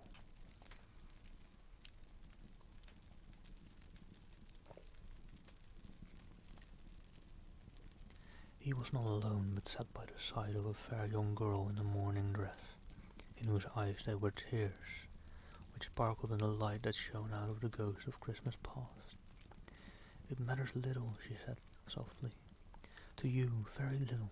Another idol has displaced me, and if it can cheer and comfort you in time to come, as I would have tried to do, I have no just cause to grieve." "What idol has displaced you?" he rejoined. "A golden one." "This is the even and the dealing of the world," he said. "There is nothing on which it is so hard as poverty, and there is nothing it professes to condemn with such severity as the pursuit of wealth." "You fear the world too much," she answered gently. "All your little hopes have merged into the hope of being beyond the chance of its sordid reproach. I have seen your nobler aspirations fall off one by one, until the master passion gain engrosses you. Have I not?" "What then?" he retorted. "Even if I have grown so much wiser, what then? I am not changed towards you." She shook her head. "Am I?" "Our contract is an old one. It was made when we were both poor and content to be so, until in good season we could improve our worldly fortune by our patient industry. You are changed. When it was made you were another man." "I was a boy," he said impatiently. Your own feeling tells you that you are not what you are, she returned. I am, that which promised happiness when we were one in heart, is fraught with misery now that we are two. How often and how keenly I have thought of this, I will not say. It is enough that I have thought of it, and can release you. Have I ever sought release? In words? No, never. In what then? In a changed nature, in an altered spirit, in another atmosphere of life, another hope as its great end, in everything that made my love of any worth or value in your sight. If this had never been between us, said the girl, looking mildly, but with steadiness upon him. Tell me, would you seek me out and try to win me now? Ah, no. He seemed to yield to the justice of this supposition, in spite of himself, but he said with a struggle, You think not. I would gladly think otherwise if I could, she answered. Heaven knows, when I have learned a truth like this, I know how strong and irresistible it must be. But if you were free today, tomorrow, yesterday, can even I believe that you would choose a dowerless girl, you who, in your very confidence with her, weigh everything by gain, or choosing her, if for a moment you were false enough to your one guiding principle to do so? Do I not know that your repentance and regret would surely follow? I do, and I release you with a full heart, for the love of him you once were. He was about to speak, but with her head turned from him, she resumed. You may, the memory of what is past half makes me hope you will, have pain in this, a very, very brief time, and you will dismiss the recollection of it, gladly as an unprofitable dream from which it happened well that you awoke. May you be happy in the life you have chosen. She left him, and they parted. Spirit, said Scrooge, show me no more, conduct me home. Why do you delight to torture me? One shadow more, exclaimed the ghost. No more, cried Scrooge, no more, I don't wish to see it. Show me no more. But the relentless ghost united him in both his arms, and forced him to observe what happened next. They were in another scene and place, a room not very large or handsome, but full of comfort. Near to the winter fire sat a beautiful young girl, so like that last that Scrooge believed it was the same, until he saw her, now a comely matron, sitting opposite her daughter. The noise in the room was perfectly tumultuous, for there were more children there than Scrooge in his agitated state of mind could count, and unlike the celebrated herd in the poem, they were not 40 children conducting themselves like one, but every child was conducting itself like 40. The consequences were uproarious beyond belief, but no one seemed to care. On the contrary, the mother and daughter laughed heartily, and enjoyed it very much, and the latter, soon beginning to mingle in the sports, got pillaged by the young brigands most ruthlessly. What would I not have given to be one of them? Though I never could have been so rude, no, no, I wouldn't for the wealth of all the world have crushed that braided hair and torn it down, and for the precious little shoe, I wouldn't have plucked it off. God bless my soul to save my life, as to measuring her waist in sport as they did. Bold young brute, I couldn't have done it. I should have expected my arm to have grown round it for a punishment, and never come straight again. And yet I should have dearly liked, I own, to have touched her lips, to have questioned her, that she might have opened them, to have looked upon the lashes of her downcast eyes, and never raised a blush, to have let loose waves of hair, an inch of which would be a keepsake beyond price. In short, I should have liked, I do confess, to have had the lightest license of a child, and yet have been man enough to know its value.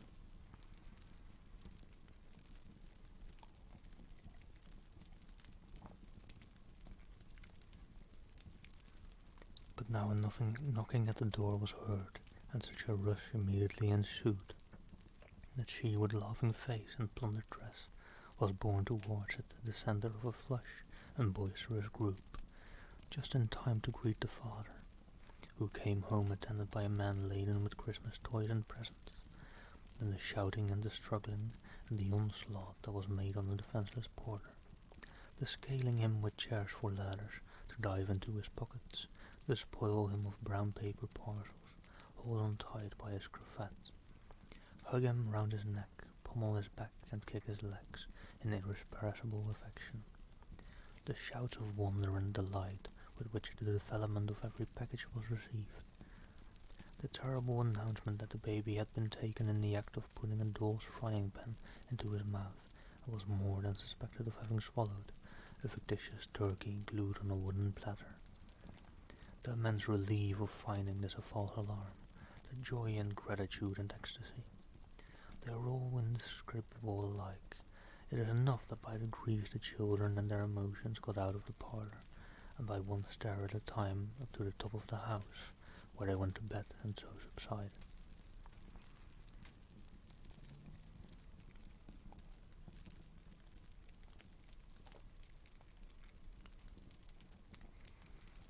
And now Scrooge looked on more attentively than ever, when the master of the house, having his daughter leaning fondly on him, sat down with her and the mother at his own fireside, and when he thought that such another creature, quite as graceful and as full of promise, might have called him father, had been a springtime in the haggard winter of his life, his sight grew very dim indeed. "Belle," said the husband, turning to his wife with a smile, "I saw an old friend of yours this afternoon. Who was it?" "Guess." "How can I? Don't I know?" she added in the same breath, laughing as he laughed. "Mr. Scrooge." Mr. Scrooge it was. I passed his office window, and as it was not shut up, and he had a candle inside, I could scarcely help seeing him. His partner lies upon the point of death, I hear, and there he sat alone, quite alone in the world, I do believe. "Spirit," said Scrooge in a broken voice, "remove me from this place." "I told you these were shadows of the things that have been," said the ghost. "That they are what they are, do not blame me." "Remove me," Scrooge exclaimed, "I cannot bear it." He turned upon the ghost, and seeing that it looked upon him with a face in which in some strange way there were fragments of all the faces it had shown him, wrestled with it. "Leave me, take me back, haunt me no longer." In the struggle, if that can be called a struggle, in which the ghost, with no visible resistance on its own part, was undisturbed by any effort of its adversary, Scrooge observed that its light was burning high and bright, and dimly connecting that with its influence over him, he seized the extinguisher cap, and by a sudden action pressed it down upon its head. The spirit dropped beneath it, so that the extinguisher covered its whole form, but though Scrooge pressed it down with all his force, he could not hide the light, which streamed from under it, in an unbroken flood upon the ground. He was conscious of being exhausted and overcome by an irresistible drowsiness, and further, of being in his own bedroom. He gave the cap a parting squeeze, in which his hand relaxed, and had barely the time to reel to bed, before he sank into a heavy sleep.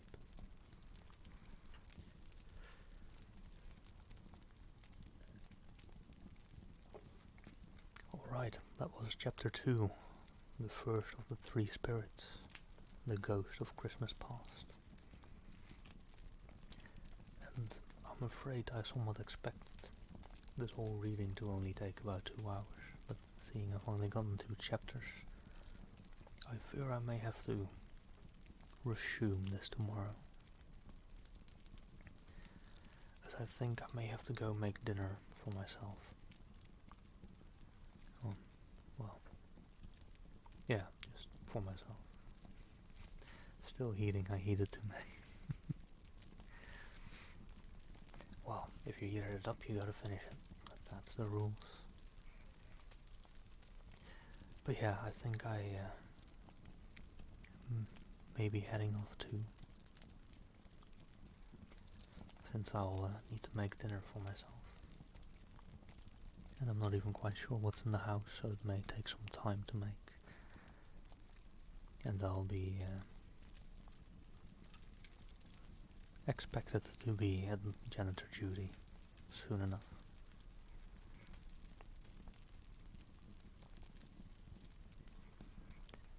So let me just quickly see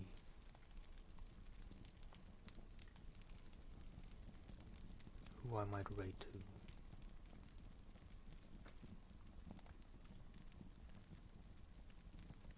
Oh, we're fine. Thank you for the follow. At least I'm kind of quick on that. I see that within this minute. Thank you for the soothing voice. Well, thank you for having been here, and thank you for the compliment on my voice. I hope it was soothing. I hope all the rest of the people are enjoying it as well.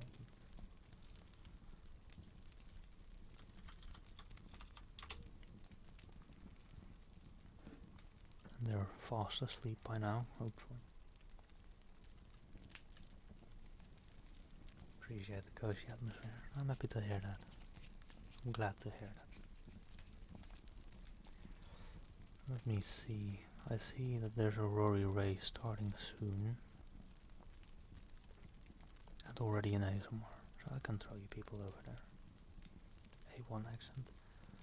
I'm not sure what kind of accent I've got, to be very honest. I think it's just a very normal, bland accent I feel in my normal speech.